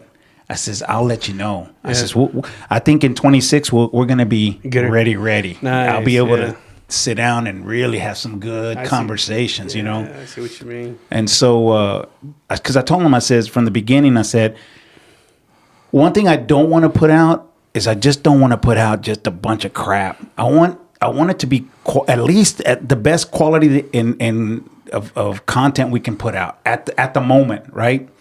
So I said, I take it serious. Anything that I've ever done, I take serious. Well, you have to, right? I mean, you want to put 100% into everything you got, right? So I think that's where me and David are starting to bond more. Okay. Because I think at the beginning he was like, oh, it's just for fun, right? But like I tell him, I said, it's for fun. Don't get me wrong. It is fun. But I tell him, man, I want this to be, because this is something you've always wanted to do, right? For him. Videography and that type of stuff, right? So I told him, all I am, dude, is just a vehicle for you, man. Mm-hmm. I says, man, you're driving the boat here, dude. I go, so use me however you're going to use me, and that's cool. But I can tell you that what you're going to get is 110% of my time. I said, because I could be doing a lot of other shit. Right. I could be doing side jobs, because I love to do that stuff, right? Making extra money or doing whatever, right? Yeah. I said, but I'm carving out this much time in my week to be with you, to help you to get to where you want to be, right? So that's the thing, I'm doing for him, and so he has to understand that. And so now I think se le prendió el foco, oh man. Yeah. So I can see that now. He's like, okay, it's. Yeah, he's around that age también where you're like, because in your 20s you're like, oh yeah, I know it all. Dad, don't worry about it. And then you're just kind of a dick. So you just kind of yeah. But now, like when you hit the 30s, I've noticed in myself, it's like, oh fuck, damn, my dad did a lot of shit for me. What do they say about that, right? At the beginning, they say that there's a thing about your dad, right? So you grow up and you're like, you don't like him, man. You don't like this guy. Like, man, dude, you don't know nothing. And then you get in, in your 10s, you're talking back to him, and you're like, man, I don't want to be around this guy. He's an asshole to me. You're 18, 20, man, you don't know anything. That's some old shit. I know everything. You don't know shit. And in 30s, you're like, well, wait a minute here. And in 40 years, you're like, well, shit, I should have just been doing everything this man told me. And in your 50s, and he's gone, you're estás llorando and drinking. Oh, I should have just listened to him and shit, It's crazy, yeah, man. It's even with this comedy stuff, man. My dad always usually, like, we had a relationship, but not like bond, like maybe like the way y'all guys are bonding, right? But now that he goes to my comedy shows, I told Joey those are his first comedy shows that he's gone to. And the second one that he went to, the whole set was about him. Oh, yeah. And he was like, hey, mijo, like, hey, I didn't know you were making jokes about me. I was like, hey, they're not jokes. They're for real. Yeah, pues you hear. Hey, those are real stories. I could not write that shit. You didn't see me looking down at my phone. I was just from the heart. All right here, man. But that bond, man. And then Joey said, hey, bro. Because Joey was sitting way in the back on the casting couch. Yeah. And he was like, hey, bro, when you got off the stage, you hugged your dad, bro. Yeah. And that was like a fucking badass moment, you know? Yeah. So I was like, damn, man. Like, I didn't see it, but I felt it. Yeah. You know? So that's why I said, like, y'all two doing together. I know y'all probably bump heads. Oh, yeah. You're like, man, I'm going to pull him by his cabello. One thing that is true, because... You know, me being who I am, Yeah. sometimes I want to do it all my way, right? Yeah. And then he'll say something, and I know that I have. I say, okay, back off, David. That's enough. Like I don't keep pushing it. Like you don't know what you're saying, dude. Dude, you don't know what you're saying. Shut up, man. You don't listen to me. You know, I don't go there. Yeah. I'll just let him know what I think or what we should be doing, and whether he likes it or not, you know. Maybe we do it that way, but maybe we don't. Yeah. And I'm okay with that. You know, I could be an asshole and like, I don't want to do all this shit with you, man. And, you know, you're going to do all this shit the way you want to do it. Because the way I see it is, my days are gone, dude. It's his time now. You're building them up. Yeah, it's his time. It's the late millennials, right? He's a late millennial, the 30s. And so it's his time right now. Those are the people that are driving the world right now. And so I have to rely on his knowledge and, nah, Dad, we don't want to do it like that because that's old. Nobody does that anymore. We're going to do it like this. And to me, it doesn't make any sense. But because he's young and he's in that world, in that space, I have to say, oh, okay. All right, let's do it that way, right? Yeah. And just let it fly like. And so far, so good, man. I mean, we really haven't had one of those... you know, this and that or nah, because yeah. I'm old enough to know, man, just back off, dude. Yeah, let him be who he's gonna be. Because right? You already been in the 30s. I already done that, dude. I've already been down that. I've already been down that road, bro. That's why when like now when I pick up like the little chavalones, right, like little gangsters, like yeah, bro, what's up, dog? Like, like okay, bro, so put on your seatbelt, dog. Get the fucking car seat for you, pinche booster seat. That's true, man. It's it's a different world, man. You look, golly, yeah, man. There's what's some kind of advice you could give us? Like I have a stepson. Joey has 3. Well, he has 4 kids, but he has 3 sons as well. Yeah. What kind of advice can you give us? Like, I can tell you some of the mistakes that I've made. Okay. See, I don't mind telling you because we all make mistakes, right? I know when little David when I was telling you in his 20s, right? Yeah. What I should have done is not backed off. What I should have done is got in his face and say, "You're going the wrong way, man. Get on my back and come this way." And I didn't. I said, let me back off and let him find his way. Maybe it was the right thing. Maybe it was the wrong thing. I don't know, right? We don't know at the time, right? And now I look back, I go, fuck. I should have just told him, hey man, that's enough of that shit. No more partying, none of that shit. You're 25, 26 or whatever that age was. Nah, fuck that, dude. Come on, man. Don't do that shit, man. Come on, you're young right now. You got a lot of shit. But I didn't. I let him continue until he like hit rock bottom. He's like, man, what the hell, right? And then he finally, I guess, se le prendió el foco. You know, the light came on. He's like, man, what am I doing here? Like, what am I doing with my life? I have 2 girls. Yeah. Man, that's the hard, dude. The freaking girls, dang, dude, it's hard, man. The hard thing. I can tell you that I spent a lot of time with my kids, man, with my girls. Right. And what I mean by that is, I used to pay people to work my Saturdays at work, dude. Really? Yeah. Yeah. Just so that I could spend time with my kids. Dude, I didn't have that kind of money. I already had 3 kids, dude. What am I doing paying other people when I could be making overtime to work And I look back now, dude. Yeah. That's one of the best things that I've ever done in my life. It's badass. Is pay somebody $50. Hey man, here's $50 to work my Saturday. You're gonna get my 50 plus your overtime and a half, right? But this right here, dude, you can't put a price on it. Exactly. Yeah. You can't put a price on it, man. Yeah. And so, sometimes we get caught up in I gotta have the best. I gotta have the best shirt, the best jacket. I gotta have those Nikes, those Jordans. I gotta have this. Dude. If you can't afford it, if you're not there, and you have children, dude, the children are the most important part, dude. Those Jordans are gonna wear out, dude, in about 5 years, and you'll never see them again. But during those 5 years, if you didn't spend time with your kids, man, you'll never get that shit back. You could always buy some Jordans. Mm-hmm. Can't always buy 5 years that you just wasted. Some bullshit. No. Yeah, right? That's true. Yep. That's very true. With your children, man. Money's not everything. Just yesterday, I said, you know what? I'm going to go to the store. I'm going to go walk to QT. Yeah. My daughter goes, walk? You going to walk? Dad, what's wrong with your car? I said, nothing wrong with my car. It's a good distance from your house. Yeah. Yeah. So I call my granddaughter next door. Yeah. Hey, you want to go? Yeah, I'm going to walk. Yeah, Grandpa, let's go.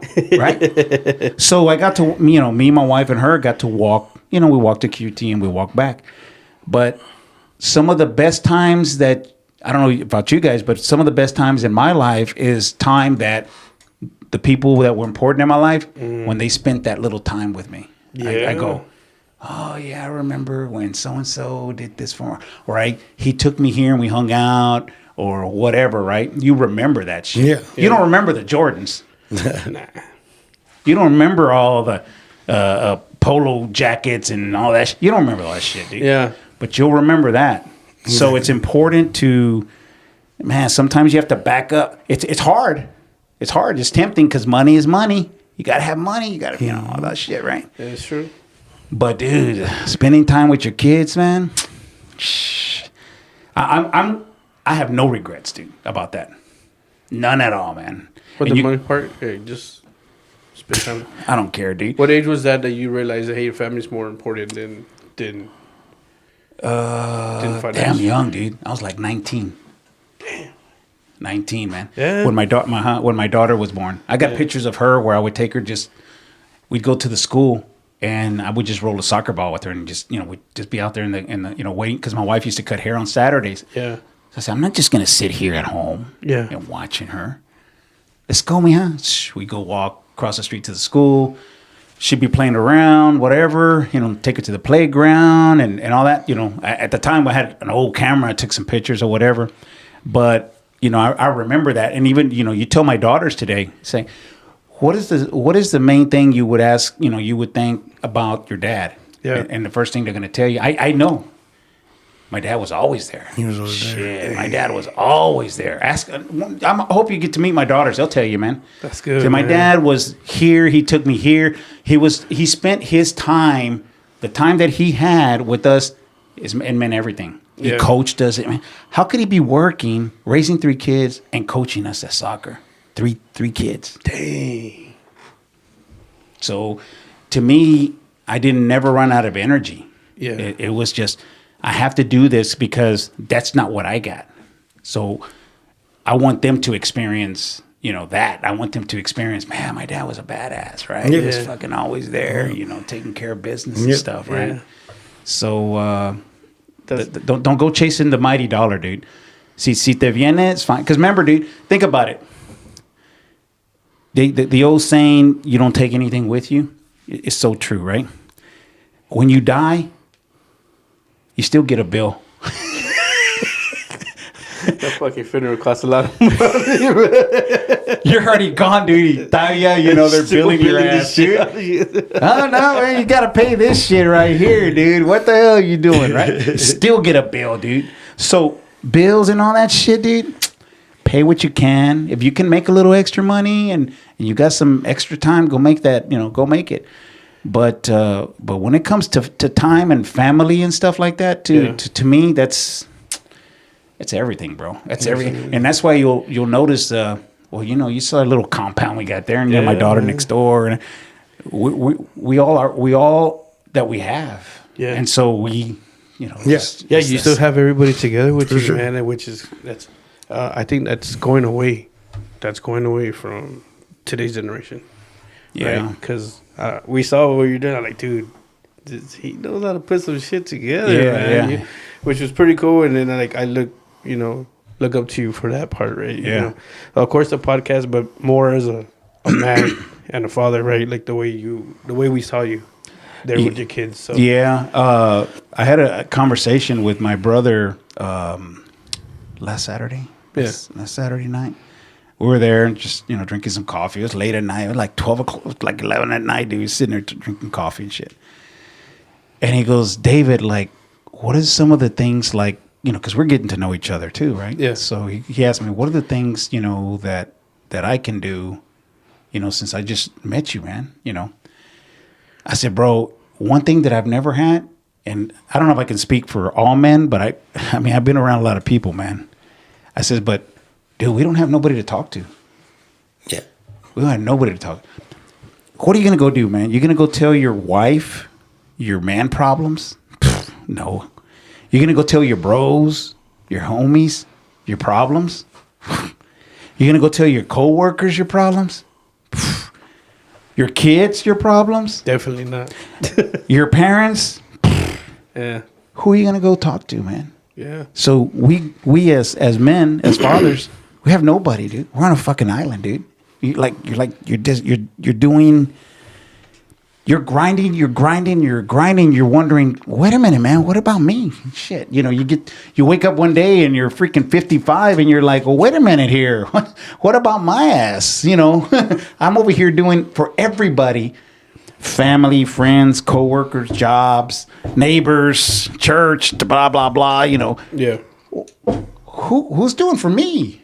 Who's doing for me? There was a video. Man, I wish I had it with me, man. There's a video.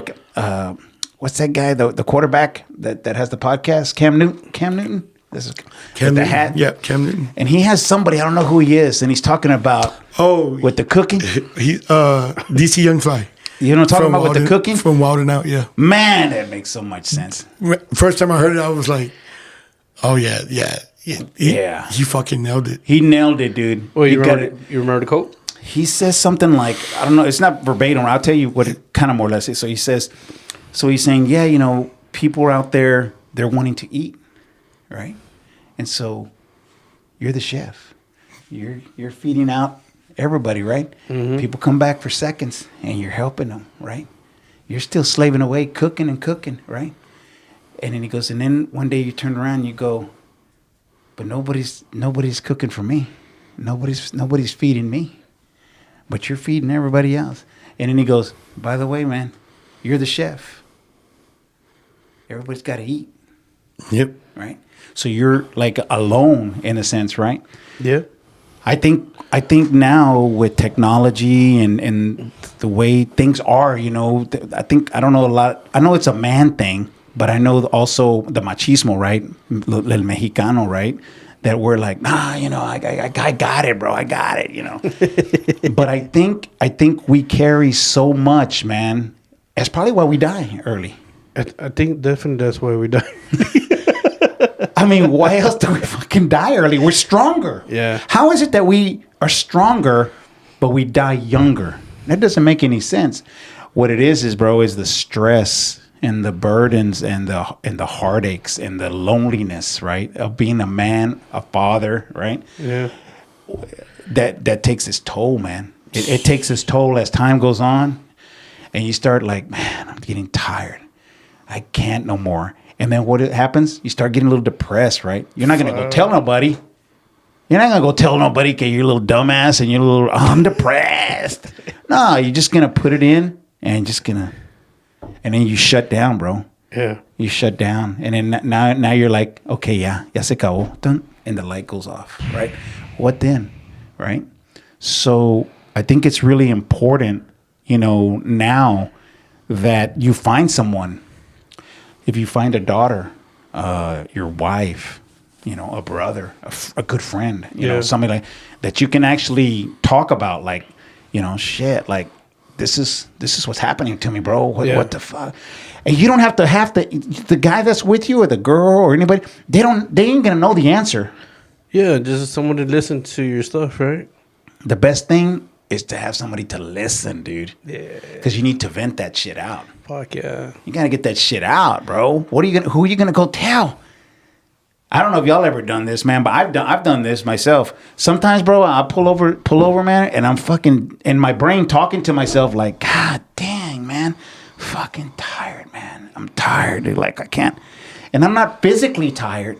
I'm just mentally tired, overwhelmed with so much shit, dude, in my brain. Like it just wants to blow, you know. Yeah. And you come home, you park in the parking lot, and you're like, God, man, shit. I think we've all experienced that, right? Yeah. Jojo, you ever experienced that? I still do that. Yeah. Yeah. So, you know, you don't have that outlet, you know. And so I think it's important, you know, you asked me, you know, David, what would you, you know, with your experience? My experience is find that person. I don't know who that person is because it's going to be different for everybody. Yeah. But I think it's important that you find that person and, you know, get a good relationship with that person. Find out, hey, is this somebody that I can confide in? Yeah. Somebody that I trust. Right. And it stays between us, that type of person, right? And let them vent. Because I have a lot of people that do that to me. Meaning, I have a lot of people that vent to me, bro. Yeah.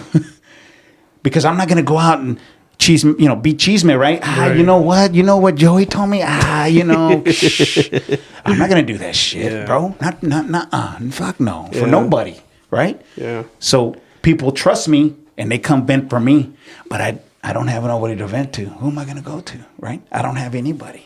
It don't look like podcasts. Come over here, man. Come talk. Hey, our first episodes, Joey opened up. He talked about what happened in his family because we haven't talked to each other like almost 10 years. And he opened up. Or if you go to our first episodes, he opens up a lot about, you know, what happened. And like you said, I mean, I didn't get no advice. I just heard him out. We recorded it. Yeah, it's that's really important, man. I think it's important for all men, right? I don't care. You're the richest man on earth or the poorest man, dude. We all have those burdens, man, that we're holding in, that we're this is there, and it's killing us, bro. It's killing us. Yeah. We don't know it, and we might say, shut the fuck up, David. You know what you're talking about. Bro, I'm going to be 60, bro. I'm going to tell you right now, shit's killing your ass. I know. Bro, you don't understand. That shit is there, man. It's there. And so, find an outlet. Find someone that you can confide in, talk to, you know. And again, that person doesn't have to, dude, he or she don't have to say anything, dude. Yeah. Literally nothing. Yeah. Just sit there in the same room while you freaking vent it out, bro, and let it out. Because if you don't let it out, bro, y se te queda aquí, man, that's just another notch, bro. Yeah. It's just another notch. It's like, what are they closer to death every notch? Because you're not releasing, you're not letting that out. Yeah. People that have done wrong to you, whether it's verbally, physically, you know, mentally abusive or whatever. Yeah. Go tell them, hey man, I forgive you for that. Yeah. It's all right, man. You don't know how much freaking, man, dude, I did that. Yeah. Yeah, I did that, about 3 years ago? Yeah. Fuck, man. That was hard.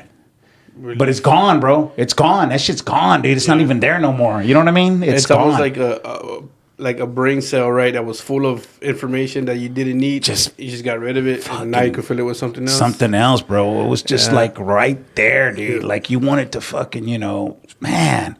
And your heart too. You feel it. You feel that shit, dude. Yeah. And like I told you, you know, what I did with those guys, man. Hey, man, go pack people in the back. Thank people. Yeah. Comes a long way. Dude, I wrote a letter. I wrote a 3-page letter to Luke, my wife's uncle. I worked with him when I was about 17, I say like 17, 18, 19 years old, somewhere there.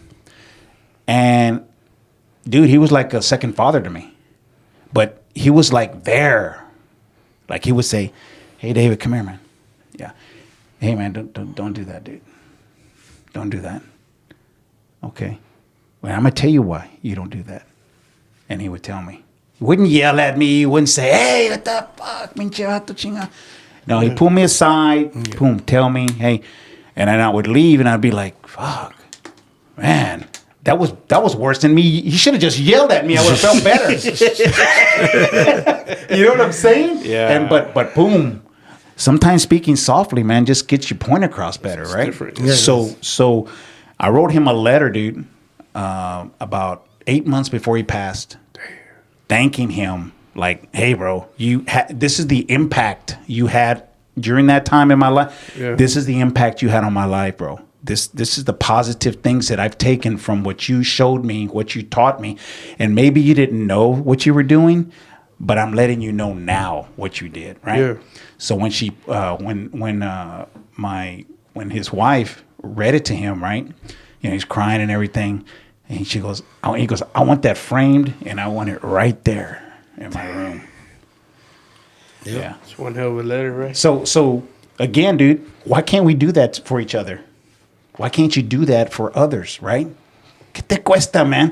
Freaking 5 minutes just on a piece of paper. We all know how to write. Shit, come on. I think so. You want to see my joke book? It's horrible. Just to write, dude. I used to write. I used to work at Subway. Yeah. When I was working here, when I first moved to San Antonio, Yeah. and we needed extra money, dude. My daughters are in soccer. They're playing select soccer. We need bags. We need uniforms. So I'd get off work at 5:30. I'd go to Subway, dude, and work till 10. Damn. Yeah. So I would make them their subs for lunch the next day. Nice, dude. From fucking Subway. You can ask my daughters, dude. Make them their little sub, have it all, in a bag and stuff, ready in the refrigerator for their lunch to school the next day. But I would write them a little letter, dude, on a piece of paper. Mm-hmm. Yeah. Hey, do good. Pay attention. Wow, man. That shit like that, dude. Ask my daughters, man. No shit. Yeah. Man. And so that's why we need to do that. We need to do that for people, For the small things, right? Bro. The small things is what means the most to you. I carry in my wallet, dude, a little thing my abuelita gave me. I think I was about 10 years old. Yeah. Still got it. She didn't have to give me thousands of millions of dollars. Just that little thing. It's a little Virgen thing, right? That she had given me, right? Yeah. Bro, still. Yeah. Here it is, freaking 50 years later, and I still got it. Meant a lot. Meant a lot, bro. So when I see it, boom, takes me back. Say, hey, where are you? Who are you, David? Put you back on track. That's right, man. Brings me back. So why can't you do that for your that guy or that girl that's having problems or your kids or anything like that, man? It goes a long way, bro. It goes a long, long way. It does, man. I do ride shares, and like you said, like some people just open up. I don't even know them. I've never even met them. You know why? Because they feel like, this guy don't know me. It's kind of like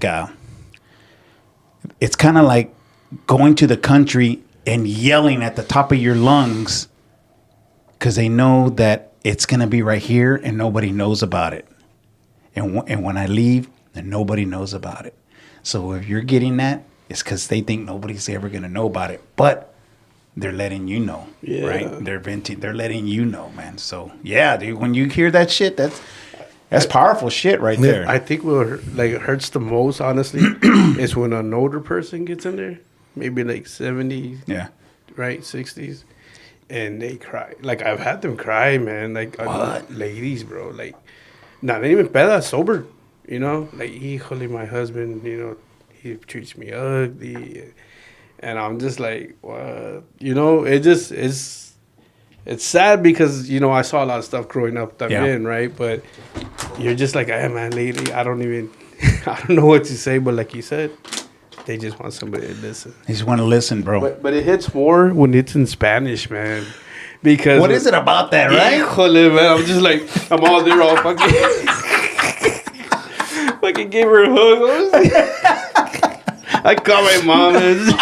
Hey, mom, I love you. Eh? Right? That's weird, right? That when it's in Spanish, It's in Spanish, and especially man. when it's from a lady, and it's in Spanish. Because you think about like your mother, right, or your wife, or your Yeah. daughter, and you're just like, and then she's in tears. But even that older men too, you know. Really? Yeah, older men too, and then like you got those nasty, like those vato locos, man. Like, hey, vato, I'm from Brownsville or whatever, you know.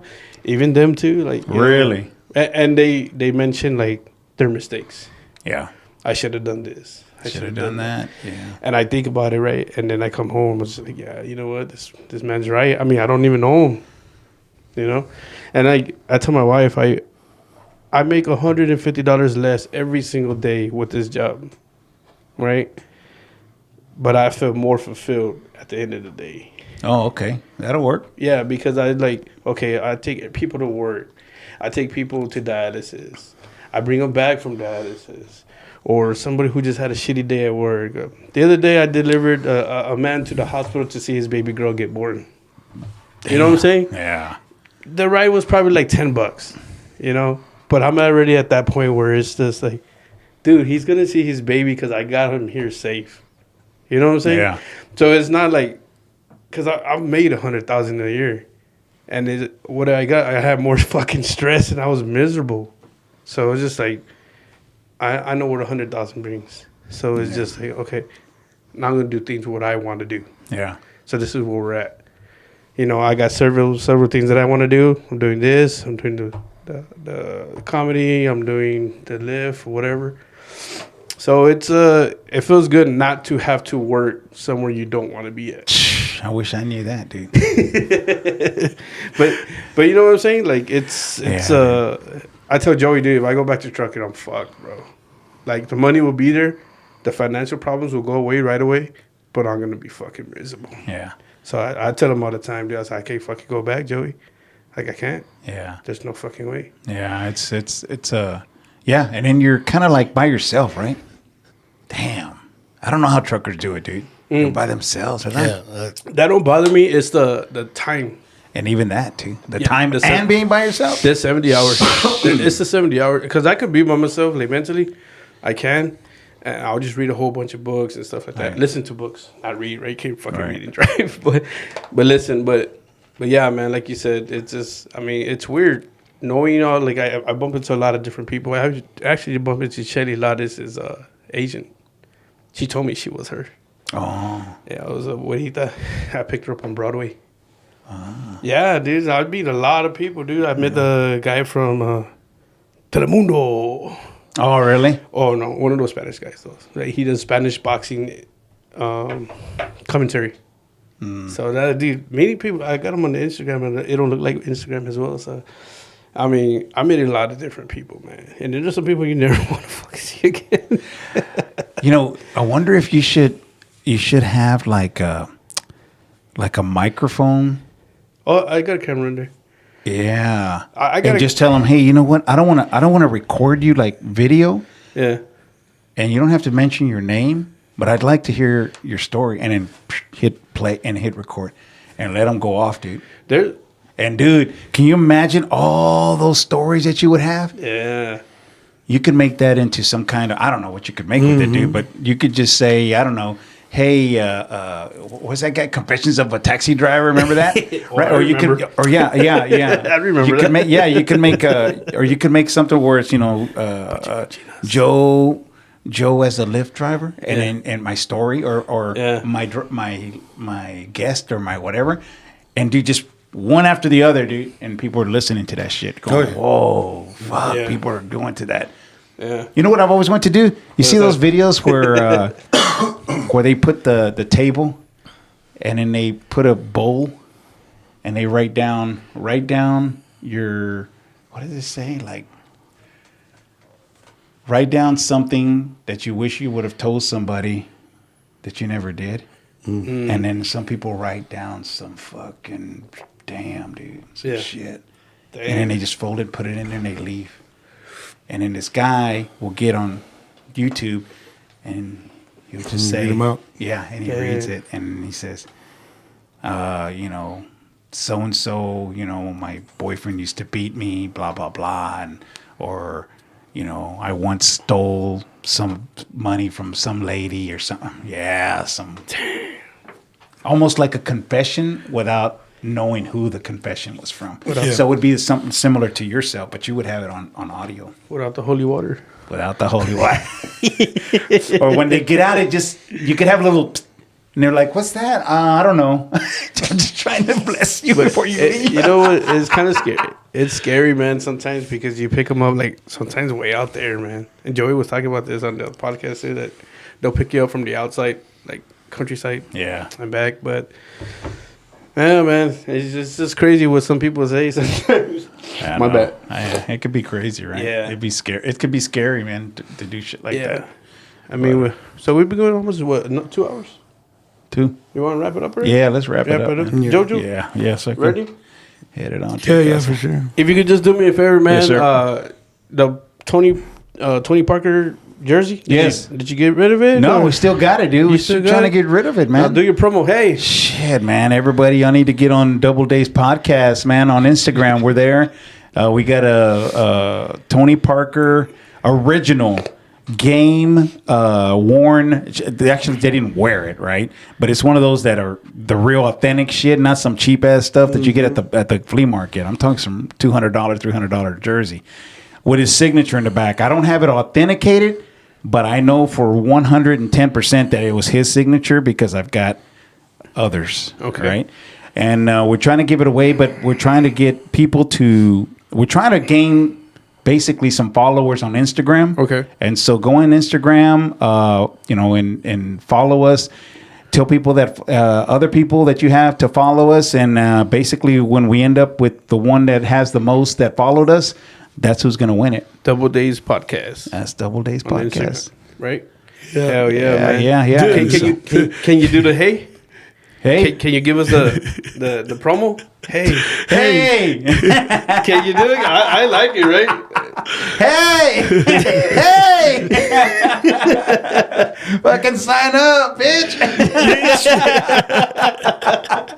Yeah, that was a good one, dude. That was a really good one, man. So, but no, yeah, anybody listening, y'all want a shot at the jersey, man, go check us out, man. And I think as time goes on, we're probably gonna, if we can get some traction, we'll have some more giveaways, man. I mean, I have access to maybe getting some iPhones that we'll go give away. Oh, nice. Shit like that, man, in the future. So, follow us. We don't want to just be people be on to follow us because of the giveaways and shit. Yeah.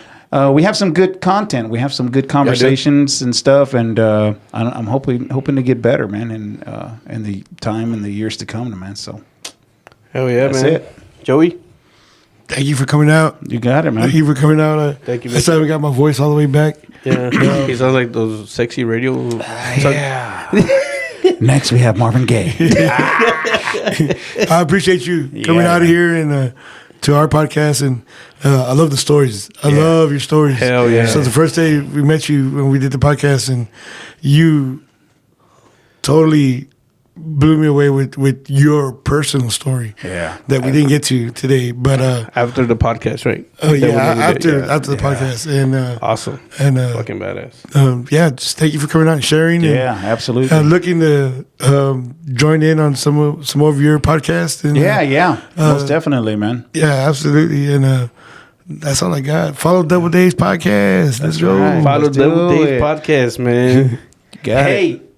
Hey! I love that, man. I love that. All right. Thank you very much, guys. See you next time.